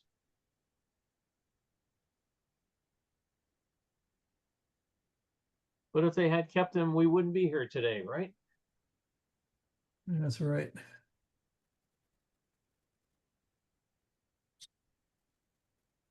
These little kids probably aren't even aware that these films existed. Yeah, I mentioned on one other talk about how I tried to get somebody's films back to them, and they said, nope, don't want to see them, have no interest in them. You know, I think, well, they must have had a terrible childhood.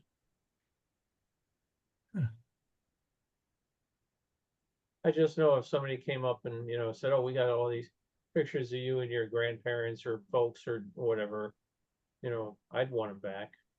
I would take them. This kid's not having a good day. These little kids are probably all retired by now. Yeah, this, I'd have to go back and look at the year of this again. But mid-late 60s.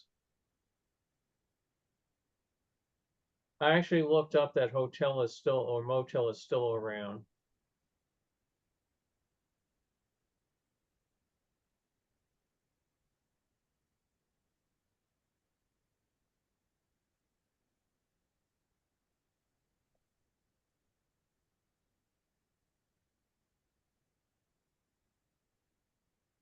We're going to be driving through this area on our way up to Maine later this year.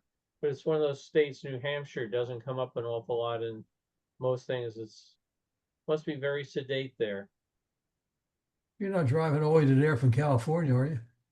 No, we're going to fly to New York, spend a couple days in the Catskill Mountains, then drive up through Vermont, New Hampshire, and go up to Maine, spend a couple days in Maine, and then from there down to Kennedy Airport and back home. So You we're can done. visit Don Lancaster up there. What's that? You can see Don Lancaster up there. We're going to try to. We're trying to go through his area. We have a 10-day trip coming up. I'm just glad I booked it before the airfare went up. I'm just hoping I can afford the gas when we get there. Heard the problem with gas is not just the cost. There are going to be gas shortages next. That's what they're saying. I was just reading that this morning. Yep. What's the price of gas now in your area, Bill? $5.50? $6 a gallon. 6. It just reached a little over $4 a gallon here. Yep. It was $3 a month ago.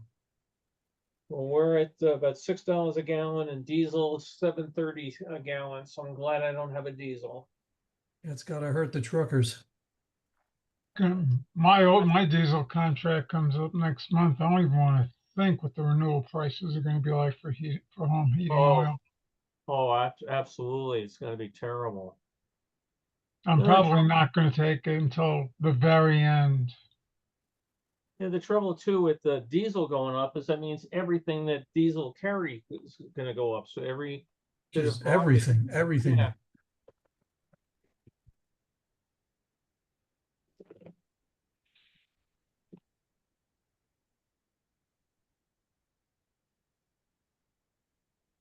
I got two more months of my contract.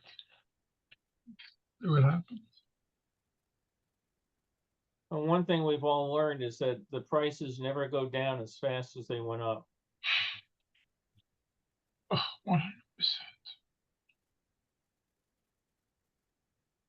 So even if you fixed all the problems today, it's still going to be there.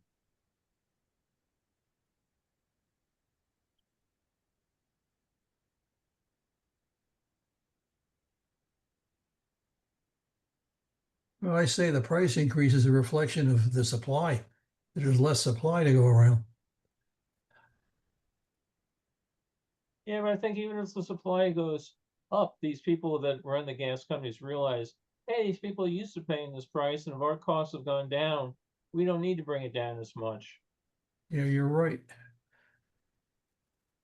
Well, it always seems to me that every time there is a reason that the gas prices spike, the gasoline at the pump goes up immediately. Yeah. It's not like supply chain. And then when it finally goes down again, it takes weeks or months for it to drop back down to that level.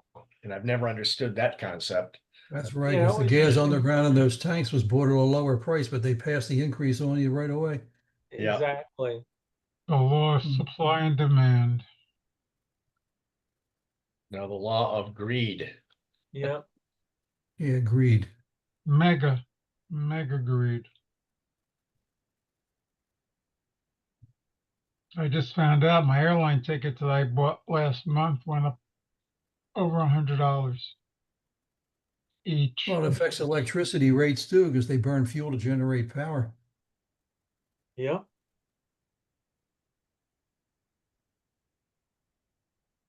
That's why I was glad I got our tickets when we did.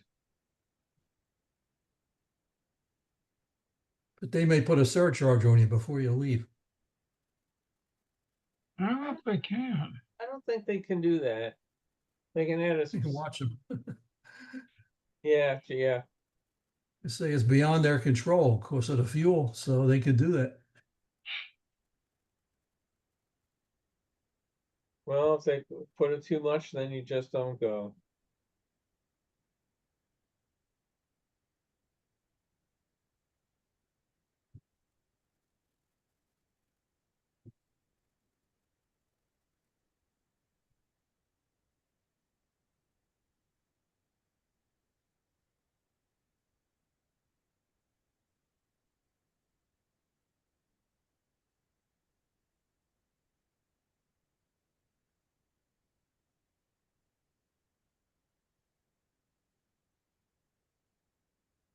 Kid doesn't look so sure about things.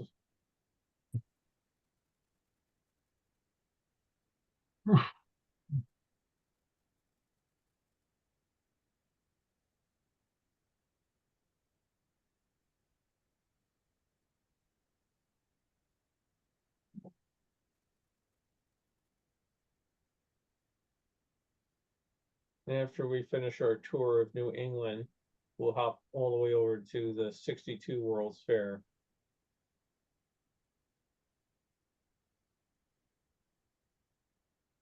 Mother Goose from Old Mother Hubbard. Who was it that lived in the shoe?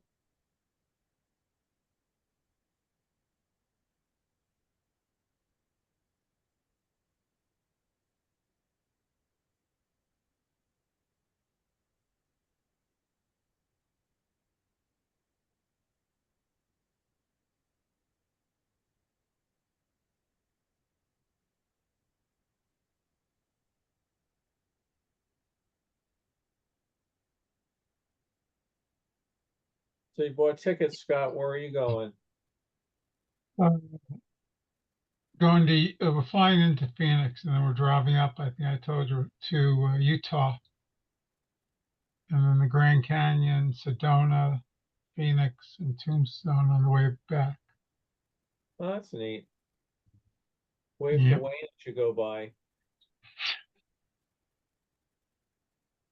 Yeah, nice 2-week vacation. And then we're going next month up to Niagara Falls. That's always, you driving up there? Yes, that we're Yeah. going to drive. Originally, I was going to do Amtrak, but the times really didn't work out that good. I get the car checked, make sure the hoses and belts. Off we Yeah, go. are you stopping anywhere on the way or just one day up? I'm going to probably stop by 1 or 2 former coworkers and the former director for St. Mary's ambulance department. This guy has beaten the odds so many times. He's had 2 kidney transplants and a liver transplant, Oh, wow. and he's still going strong. It looks like a rough slide there. Ouch.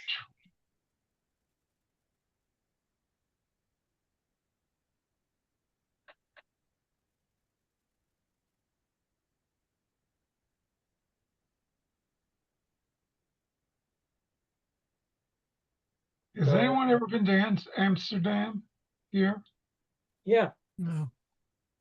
My son's going there in about Been there a few 3 times. weeks for the tulips.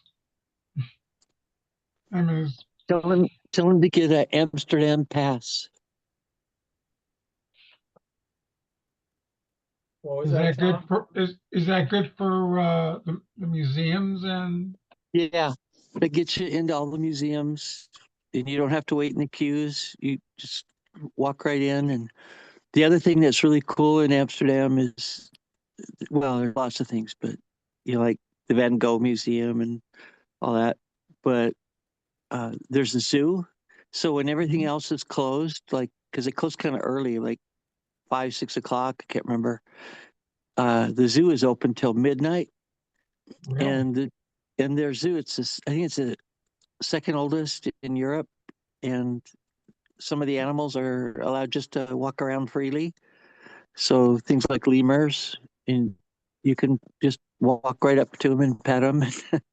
It's yeah, and then they have like 3 different musical performances. They have a string quartet and a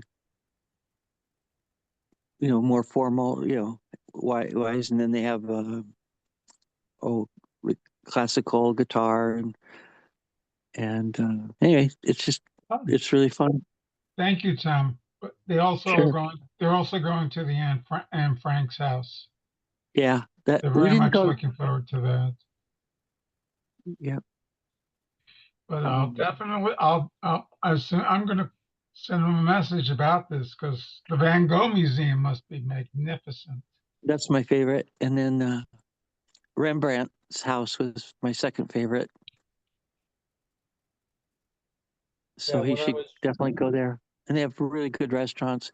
But that uh, Amsterdam Pass includes like canal boat ride and hop on and hop off bus that takes you around, and just yeah, like I said, includes everything that you'd want to do, and it's all your transportation and uh, all the Thank you very museum. much, Tom. I It's a really really good deal. appreciate it. Yeah, no worries. my parents were travel agents and they were in Amsterdam on what they call a fam trip, familiarization trip, where basically the airline would fly over just for the taxes to, see what their service was and everything. And so they were there with about 20 other travel agents, and I was working in Germany. I said, "Oh, I'll just pop over and meet you over here in Amsterdam." And the other travel agents were, "Didn't he pop over one time and meet you someplace else?" And yeah, it was real convenient when you were able to do that. But you know, well, it's been going back a number of years now since the last time I was there.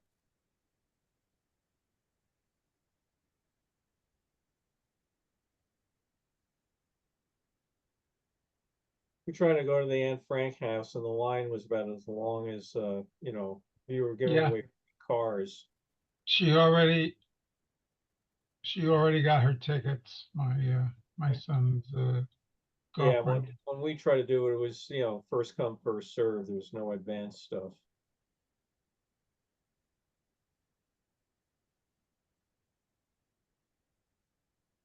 I still remember I was there at the War Memorial in the middle of town, and some guy came up to me and wanted to sell me drugs, and I said I don't want any. And he said, "No, they're really cheap. I'll give you a sample." I said, "I don't want any," and he started getting mad at me that I wasn't buying any drugs. So I there were 2 big guys down in the crowd that I just started waving at, and they were okay. They waved back. I have no idea who they were. But I told the guy, "If you keep bugging me, my brother's gonna come up here and hurt you."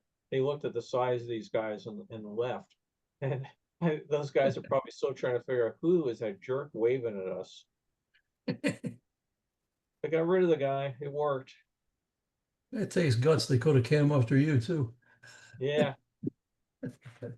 Similar It's thing happened in Bahamas. They keep on guys try to sell you marijuana Yeah. all over the place. Yeah. It's pretty much speaking just of oh, Van Gogh, well, one of the color societies had a lecture about a week ago. Someone from the Getty about how they made a 3D replica of Van Gogh's irises painting with the color corrected for the faded pigments. Yeah, excuse me. Isn't Yeah, it? color correction is always an iffy thing on some of these stuff, but depending on the lighting and that.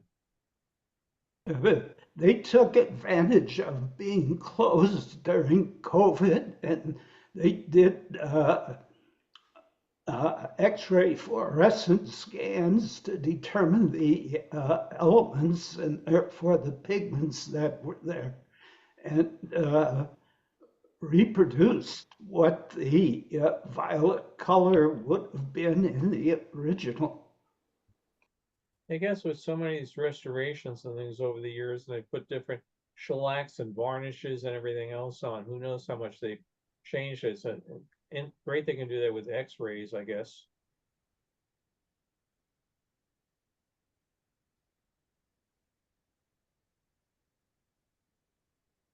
Whoa! Thank God for Mom.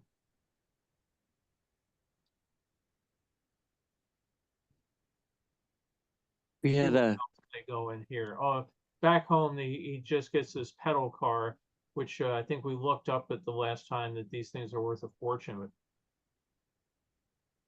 pretty Yeah. sleek styling, huh? yeah. I was gonna say we had a druggie guy approach us in Belize, and he said if I didn't buy his drugs, he was gonna have somebody come to my room and kill me. And I said, well, I said, I'm very rich. And I says, when that guy comes in the room, I'm going to pay him 10 times as much to go kill you. And he looked at me and he just ran off. But Oh, you just think that they have the brains of a 5-year-old, you know, I mean, they're, and we get to go to New York City. Say goodbye to Grandma. Okay, we're in New York. Oof.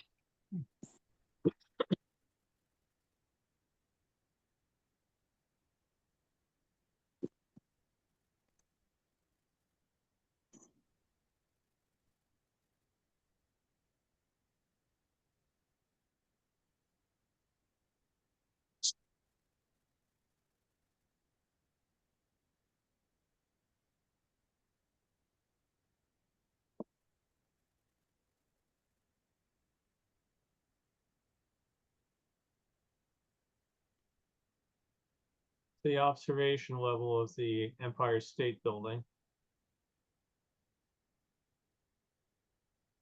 I think they put a much finer wire mesh on it now, so it makes it harder for you to throw things down at the people on the street. That would be on the 86th floor. Yeah. Here's the UN building.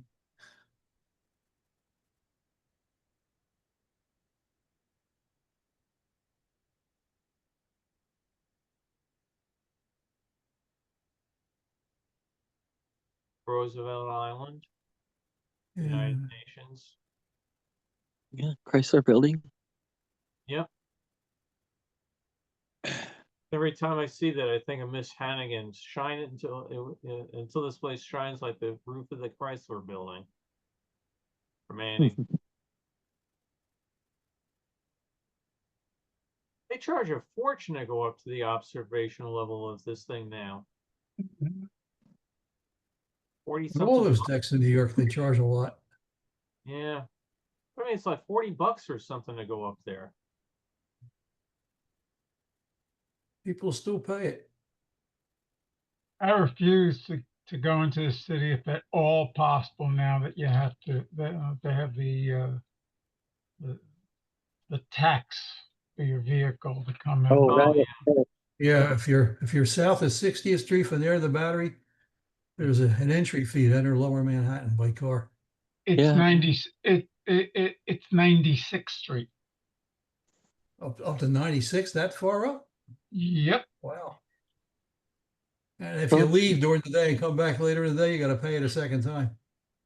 Here's the best one. For about the first few weeks, people found ways to avoid it. But How'd and they it do was that? like it was you had to make like a left, a right, go down a certain street, only on one side. And they worked. People said, yeah, they actually worked. And there were about 3 or 4 of them that lasted about a month or two before the MTA got wise to it. That's the trouble. Somebody will How's it post work? it It read your online. license plates and bills you?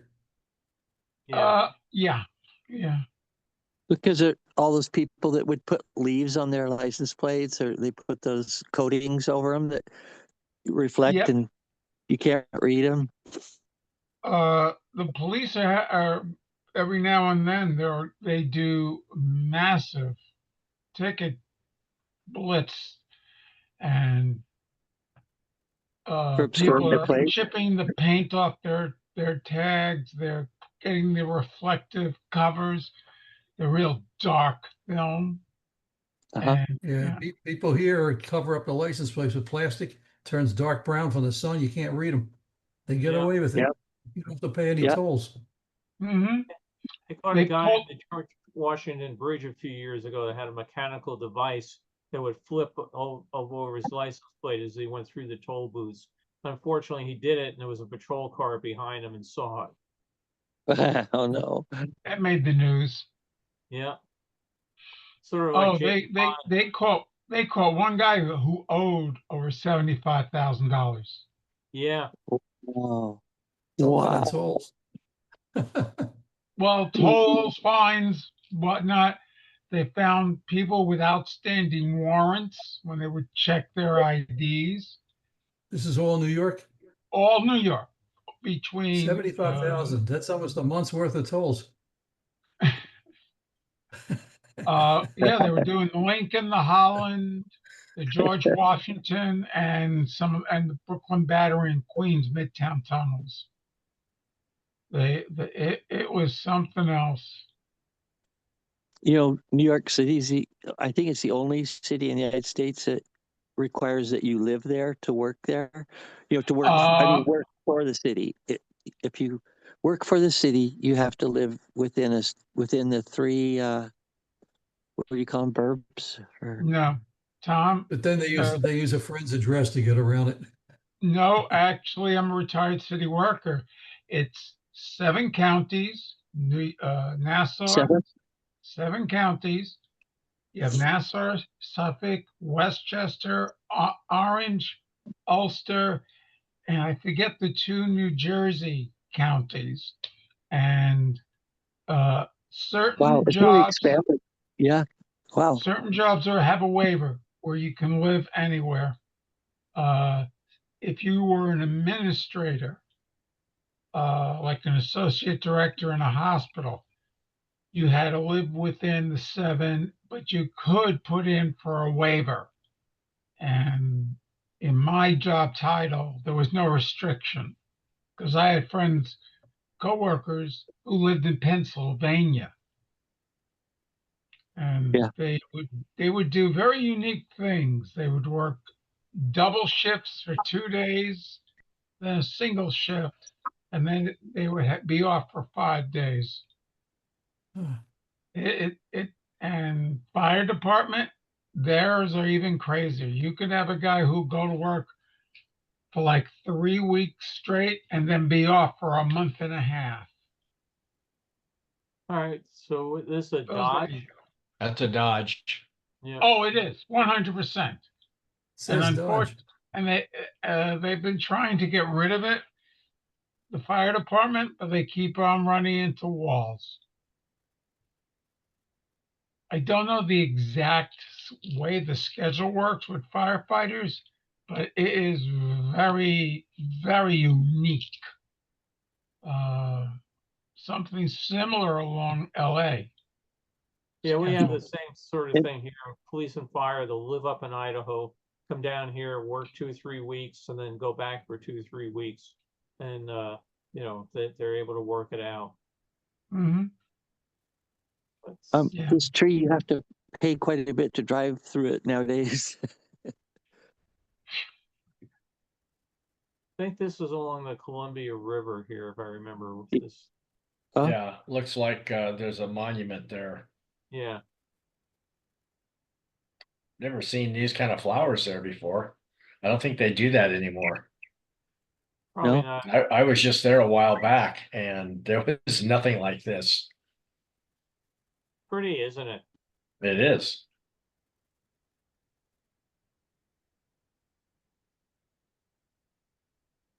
I don't know which state capital this might be.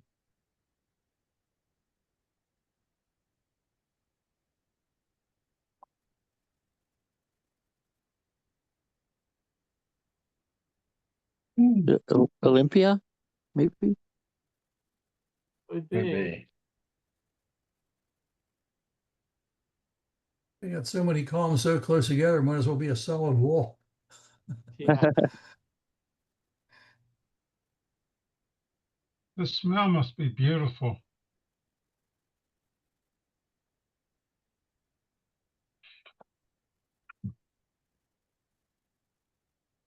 Now we're at the World's Fair. The Key Arena. $1 to get in. Oh my goodness.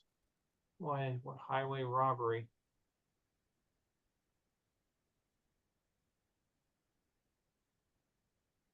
Imagine if they designed the Space Needle so the saucer would go up and down the shaft. Yeah, it's That would be another thing that's something. fairly expensive. That fountain is still there today, the Dupar fountain. It's all Canada there.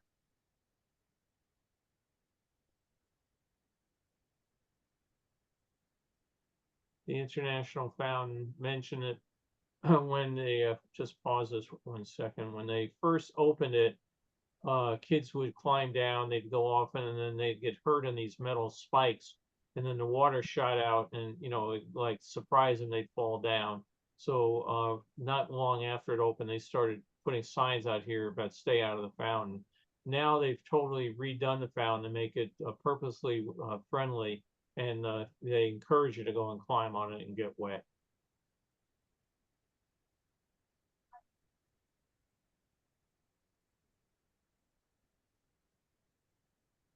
The Hofbräu beer halls in the background, those semicircular things. This was a big thing with the fountain was done in time with music, and that was a major advance for 1962, that the music would be playing, and as the volume went up, the fountain would go up, and they had a whole big room underneath it with computer controls to do it.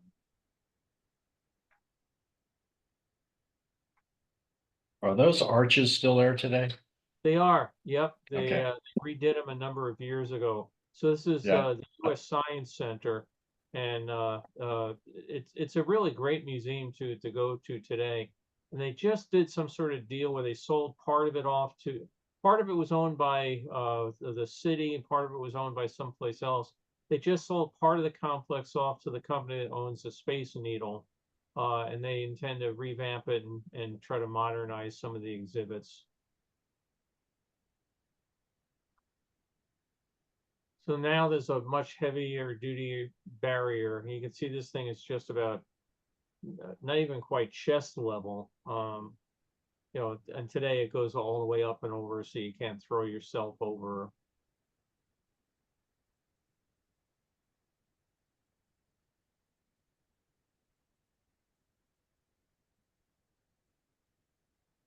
Queen Anne's Hill.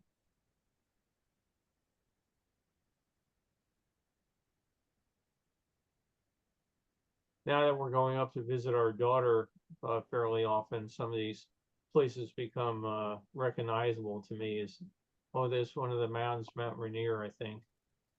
Goodyear Blimp.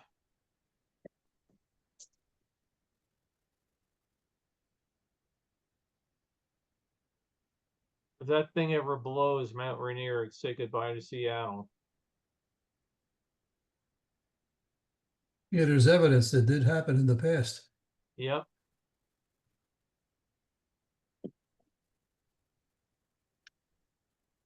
There goes the monorail.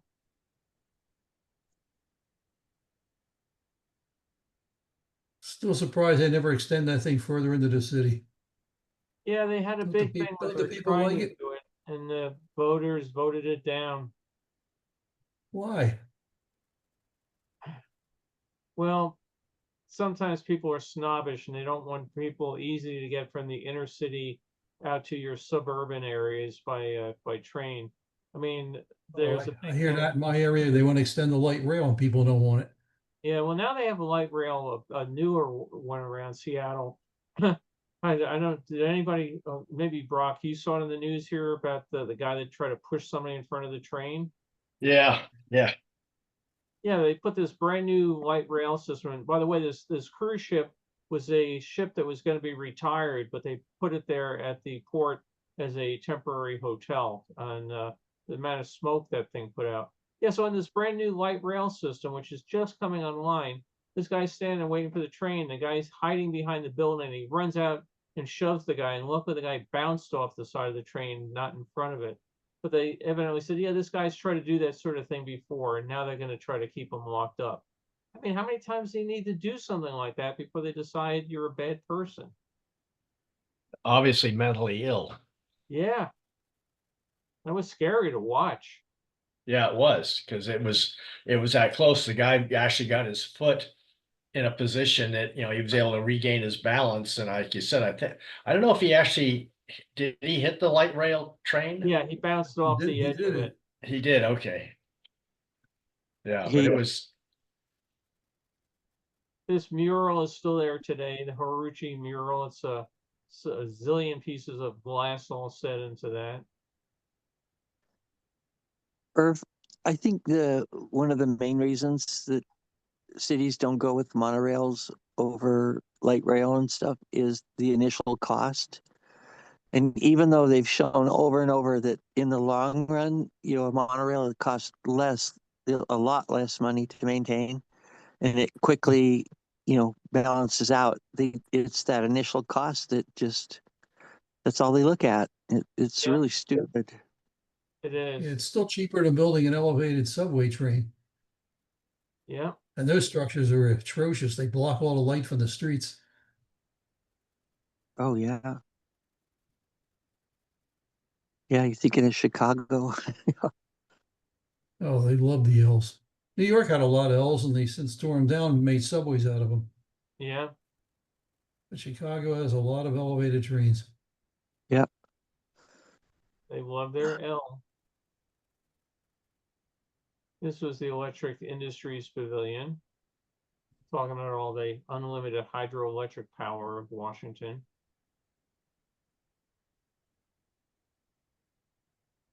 Yeah, wouldn't we just love to get on the monorail and just take that around? Yeah, It's yeah, the amazing. interstate monorails are so much safer. It's like, as far as But it's like pedestrian, it's simple to other build. It's one vehicle precast accidents. concrete beam, Yeah. one Yeah. precast beam up on supports and you're done. Yep. Well, you have to change out the tires a lot, I guess.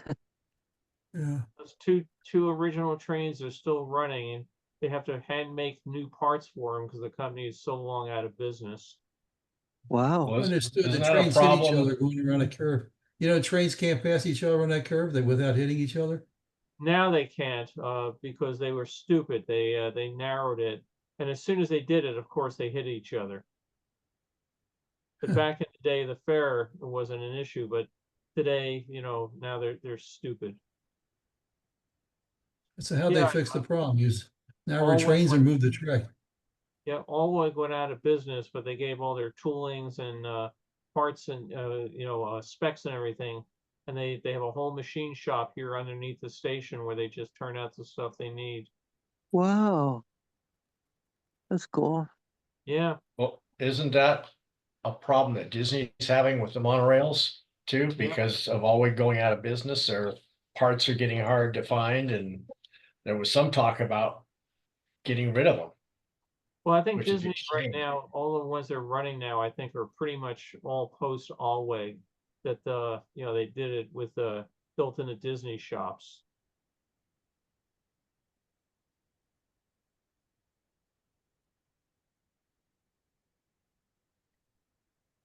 What about those new sky rides? Are those built by Disney too? The Skyride here at the fair, the World's Fair is now in fully up Washington at the State Fair, and you can ride it today. But Oh. Disneyland, yeah, Disneyland took out their Skyways a number of years ago. Well, I'm talking about the new ones at Walt Disney World. Yeah, the new ones that people get stuck on and don't have air conditioning. They do? Yeah, they've had a number of issues with them shutting down. Oh, I didn't know that. We rode it quite a few times with no problem back in December. No, the Wild Mouse ride here was Bill Gates' favorite part of the World's Fair. And now we go from the World's Fair, we go up to Vancouver, and we get to go visit Butchart Gardens. Love it. Yeah, it was a former stone quarry. Yep, yeah. You'd never know it, would you? No, The guy made a lot of money hauling all that stone out of there. And then, yeah, his wife turned it into Bouchard Yeah. Gardens. It's Yeah. cool. Yeah, Carol and I were up there on our Alaska cruise. I had always wanted to see this. My parents had been there, I'd seen their movies, and I saw the little recreation we had at the Canada Pavilion at Epcot. And I was really impressed. I thought it was just really a beautiful spot to spend a long afternoon. Yep. Well, it's interesting. We were on vacation several years ago, and actually, it was when we went up to Expo 86, because when we got through with that, we went over to Vancouver Island, spent the day on the western coast. There's a national park, or Canadian national park over there, I think called Long Beach. Anyway, coming back, we decided we'll stop at Bouchard Gardens. We got there at like 4:30 in the afternoon. This is in the middle of summer, so it's a really long day. And they said, well, you can go in, but you're going to pay full price, and you've only got a half an hour to see it, because we close no. at 5. It's like 5 o'clock in the summer, you close. It's like still sun. The sun isn't even close to setting yet. So it was a big disappointment. We didn't get to see it, because there's no way we're going to pay the full price and have a half an hour to try to see the thing, especially when Sounds you're dragging 3 kids around. You think Sounds if like they were Amsterdam. smart, they would have a reduced rate. Disneyland used to do that. When Disneyland was closing like at 7 o'clock at night, at 4 o'clock, they would drop it to half price for people that just want to come in for, 2-3 hours.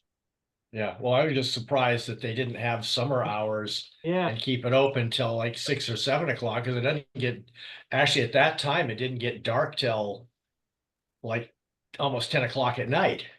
But, I can understand not going that late, but to say, that whether you went there in the wintertime or the summertime, it closes at the same time, yeah. 5 o'clock.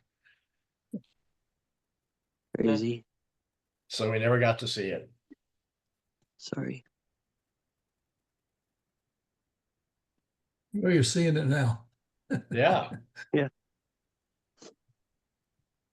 Well, we you're were not on a cruise showing ship. it.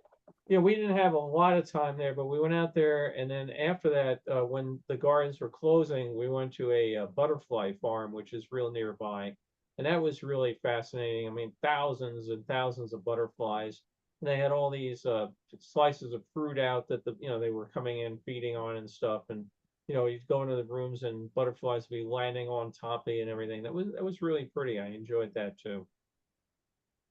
Yeah, you had to go through a double door when you leave there, so you don't take a butterfly with you. Yeah.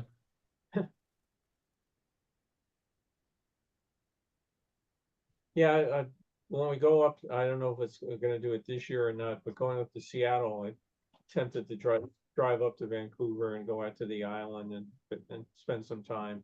But right now I don't know how welcome we are up in Canada. So Go to the San Juan Islands. That's fun. yeah, You yeah. shouldn't have a problem, Bill, in Canada. They know it's not us. They know it's him. Well, when we were in England a couple of years ago, in his first term in office, we were on the shuttle bus going out to the airport, and that they heard the accent, and people turned to us and said, "What the hell is wrong with you people?" And but it wasn't us. It wasn't us. And I had the same thing when I was in yeah. London also when we went. Yeah, same here. Most of the taxi drivers are very open about their politics. Yeah. Have you guys seen the artwork for the proposed Trump Presidential Museum? Yeah, all Yeah, the it's like a 80 stories of skyscraper. it. What's There's that? not a single book in it, no books in it. But he wants the lobby but big just enough to hold a 747. well, The planes in there. you go to any of the other presidential libraries, they're kind of an understated, nice grounds and everything else. And here's this giant tower with his name across the whole top of it. Like, is there an ego there? I forget never which gonna get college it is in the city that gave him the land, but It's not gonna they're get going to have built. a problem. Well, I generally turn off the news when I see him. any 80-story building in Miami is going to be great fun in the hurricane. Yeah. City will be underwater in a couple of years anyway. Yeah.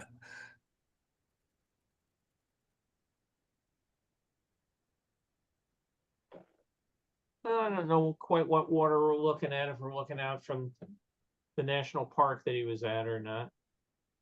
That Brock was at. No, it's you have to go, to cross the island, and it's like going to the middle of nowhere. Right.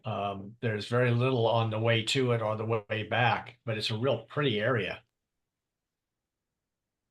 Oh, Artemis 2 astronauts are now reporting a bad burning smell emanating around their toilet. Somebody had chili. Is that legit? Yeah. You know, Oh, Yeah, Yeah, they've been having some issues apparently with the flushing system for it. yeah. Matter of fact, they said earlier they were turning it towards the sun, the end where that comes out, because they thought icing had built up on it. And so yes, they're having some issues, which is the whole purpose for this test. Because the original one had never had this issue because they didn't have toilets on board. Yeah. And You put a paper bag with some masking tape. yeah, exactly. At least it's not Exactly what it was. Starliner. Yeah. Well, again, so to me, having grown up in the protocols of Apollo, Mercury, Apollo, Gemini, all that, and even the shuttle, you send up unmanned ones, send everything around, make sure it comes back. But they decided that they would cut costs on this one and not do it. To me, Well, they did do an unmanned. Artemis 1 was an unmanned mission, but because nobody was on it, none of these systems were used. yeah. When you don't have anybody on board, there's nobody to eliminate stuff and try to flush it into space. No, but you could put a package up there that did it, simulated it. Well, you'd think with the International Space Station, and they do have similar facilities on board Yeah. that it would be the same technology, but somewhere something isn't working quite right. No, Brock, just point out to you, when they redid the Matterhorn, right? Remember when Yeah. we redid that? It didn't open on time because you had the ride control system that ran Space Mountain, you had the ride control system that ran Big Thunder, but no, we're going to do the Matterhorn. We're going to do it different because everybody on a project wants to put their technology in. So I'm sure Yeah. whatever the guys that were doing on the space shuttle, I don't make any money if I just take that and put it here. I'll invent a new one. Just everybody has to read.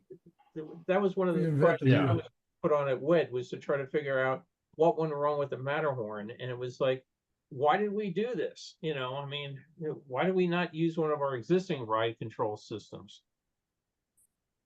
So people get that way. They move to a backup CCU. What is a CCU? It's a collapsible urinal Oh, okay, Yeah. great. instead of bags. Yeah, crazy stuff. Well, folks, I appreciate you joining for rerun week. And like I said, I think some of this footage was new. So I had a couple other things I've been working on. I was a little under the weather for a couple of days this week, so it slowed me down. But I got some absolutely beautiful large format slides of the 64 fair that I'm redoing from the 65 season. But it's really funny because I bought these 2 batches of slides, and the guy got beautiful, beautiful pictures of the 65 season. Then he went up to Expo 67, and his camera was almost always just slightly out of focus. It was like, you know, whatever he did right in one year, he didn't get it right in the other year. So disappointing. But the 65 stuff, some of the colors and everything, they're Kodachromes, and they held up very, very well. Very, very nice. I also finished scanning all of the Expo 58 postcards that we didn't get through, so I have those coming up for a future time. So I've got a number of odds and ends. What was weird, I was looking at the calendar. Let's see, next week I'll do a show. Then the week after that, no, because it's our station's pancake birthday. But 3 weeks from now, we'll make the 6th anniversary of these Saturday talks. So we're 6 years. Where the hell did the time go? You know? So luckily we're in a better world that we're not all locked down with COVID, like the whole reason why I started these. But you know, that's besides Carol, was anybody else here from the beginning? I got to take off, Bill, but I'll see you next week, okay? See you later.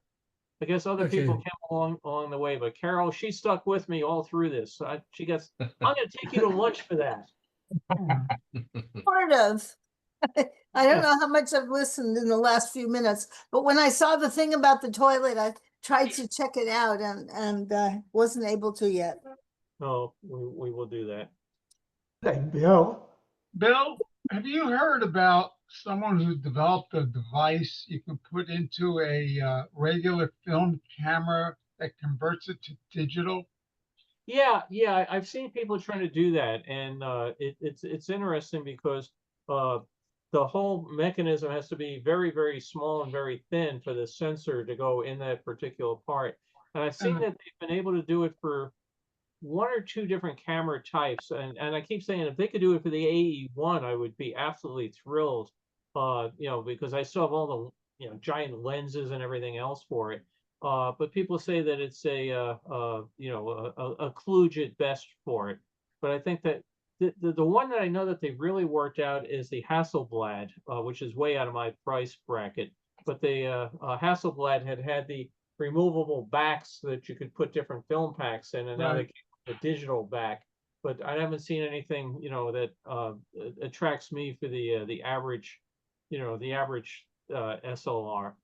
This if I can find the link, I'll send it to you. But he says supposedly you can just drop this in, and mainly the issue is the pressure plate in the back Right. of the camera. But it would work with Pentax, Minolta, Canon, Nikon, Nikonis. A few of them you had to remove the back plate, but he says it's a very simple procedure, but that they plan to ship. It's being done as a Kickstarter, and they'll be shipping around next August 27th. So, Yes, like you, I still have all my Pentax of Yeah. my K1000 gear, and 1 or 2 other camera bodies from my wife. And AME Super, I think, is in there. I Yeah, just I'll have want to to go get your find intake. if I get out the AE1, I have to go find a new battery for it, and that's not easy these days. The mercury batteries. Carol and I were on a trip years ago. We were, I've taken the AE1 all over the world, and we were having a great time when we were in Lyme Regis in England, where they did the movie Frenchman's. What was it? The Frenchman's Wife. Anyways, the thing with Meryl Streep, and there's a long, thing out in the water, and the AE1 starts acting up, and the battery was going bad. And I went into the camera shop, and the guy was, "Oh yeah," and rummages through the thing, and here you go. Today, good luck, finding those things. But I think they make some modified holders that go in there. But yeah, send it. I'd love to see that. Yeah, it's the same thing with floppies. There's only one company that still does floppies, and I forget the gentleman's name, but he said that he has 3 or 4 years supply, and that will be it. That would And be it's it. amazing how many places are still using floppy disks. Like up to recently, 747s Yeah, for navigation. They had I to was put a just gonna floppy mention in. that. It was just online this past week about somebody doing an update to the nav system and 3.5-inch floppy. Yeah. Yeah, some of the original CAT scans and MRI equipment use floppies, and it's like, okay, it's mind-boggling. But there was another article that talked about it and said what they're doing is they're taking this equipment and they're shipping it to needy third world countries along with a supply. And they Well, said as long as you can keep it going, you're okay. But before you like came I on, said, I we just were wanted your actually input. before you came on, we were actually talking about that, about the issues with, once today's people taking a movie in a digital camera, and we're never going to be sitting here 50 years later looking at people's digital camera pictures because they're all Yeah, I going heard to that. cost. And I still have the technology to read a 5.5 and a 5.25 and a 3.5-inch floppy, and but I said, you get somebody bringing an 8-inch floppy. Yeah, yeah, exactly. Yep. Yep. Thank goodness for USB devices. It doesn't work that great all the time. It can be a little hesitant. Well, I think But sometimes that's the media that, the stuff deteriorates. yeah, well, I still have about 1 or 2 dozen floppy disks from when I was working as a field lieutenant. I have to write all my reports, and I saved a good number of them. For whatever reason, I don't know, but it's Carol's amazing. Carol's heard this story about floppy disks back in and back in the 5.25-inch days. When I was at Warner Brothers, we had sent a disc over to somebody in Germany, and we said, and they was having a problem with it. I said, all right, send me a copy of it. And about 10 minutes later, the fax machine clicks on, and they had faxed me over a copy. And I said, no, I need to get the actual disc I've got to look at. So 3 days later, it shows up in the mail. It attaches the floppy disk you wanted. It was they attached it, with a stapler to it. Oh Yeah. God. But my best one was what you call it, Gene Wilder. He was doing a TV series for Warner Brothers at the time, a sitcom that he was the star of. And he called up one day. It was a Monday morning. He'd worked all weekend on the script, and nothing like down to the wire. They brought the floppy in, and my department did all the mass production of all the scripts, and it couldn't be read. So we had to go in and do all sorts of permutations and everything, and finally got it read. And we gave it, and Gene really wanted it back because he said it's his lucky floppy disk, and everything he's ever written on a floppy disk has been a big hit. So I sent the floppy disk back and said, but Gene, just never use this thing again. Promise you'll never ever use it. Okay, promise. That Saturday, the phone rings, and it's Gene Wilder. He's in Las Vegas, and he's trying to work on the script for that Monday morning. And I said, are you using your lucky floppy disk again? Long pause. Yes. So I had to fly a guy to Las Vegas, pick up the disc, bring it back. We recovered it. And now he wants his floppy disk back. I took it and I had it encased in a block of lucite and gave it back to him as his lucky floppy disk. So he had the aura from it. But I mean, I still remember, I'm talking to him, are you using your lucky floppy disk again? Yes. So that technology definitely had, it had so many old labels stuck to it and glue marks and everything. It was, funny guy. Yeah. So I see young Frankenstein. All I can think of is, yes. Well, have a good weekend. I'll look for that. Happy birthday, Carol. Yes, Hank, let's all sing at the carol. Sure. Happy birthday. You don't have to do that, but thank birthday you. to you. Happy birthday, dear Carol. Happy Happy birthday. birthday to you. Hey, very annoying. Take her someplace good for dinner, Bill. We actually Oh. went out to a nice dinner last night, and they mentioned it was a brand new restaurant. And my son said, "It's her birthday. Do you do anything for it?" And they're like, "We don't know." So they came back, "Yes, we have free ice cream." And they said, you can have a chocolate, vanilla, or a peach." So she orders peach, and they come back, "Oh, we don't actually have peach. Here's chocolate." It was inside a fish. Yeah, it's shaped like it's some Japanese delicacy. They do this fish shaped ice cream and everything. It was Shabu Shabu restaurant, if you folks are familiar with that. So yeah, we had a nice birthday dinner. Now we're gonna go for a nice birthday lunch. In and out. Having a good Happy time, Carol. And Brock, happy birthday to you. Yes. Thank you very much. Oh, happy birthday, Brock. When's Yeah. your birthday? Tomorrow. Well, Oh, should we Easter sing happy Sunday. birthday? We should do happy birthday again. No, that's okay. No. I Okay. substituted Carol's Happy name in birthday for to mine. Brock. Happy birthday to To you. you. Happy Happy birthday, birthday, dear dear Brock. Brock. Happy birthday to you. Is there anything Thank else? you. Thank you very much. Well, I'm April 28th, and my Okay. wife is the 14th. We'll get you closer on the to the 28th. I think that God created all these April birthdays so he could perfect the ones in May. And when is your birthday, Wayne? It's hard to guess. Well, look what happened for us January people. See you guys Well, later. All right, be well. Okay, good. bye-bye. Happy Easter. Happy Yeah, Easter. thank you too.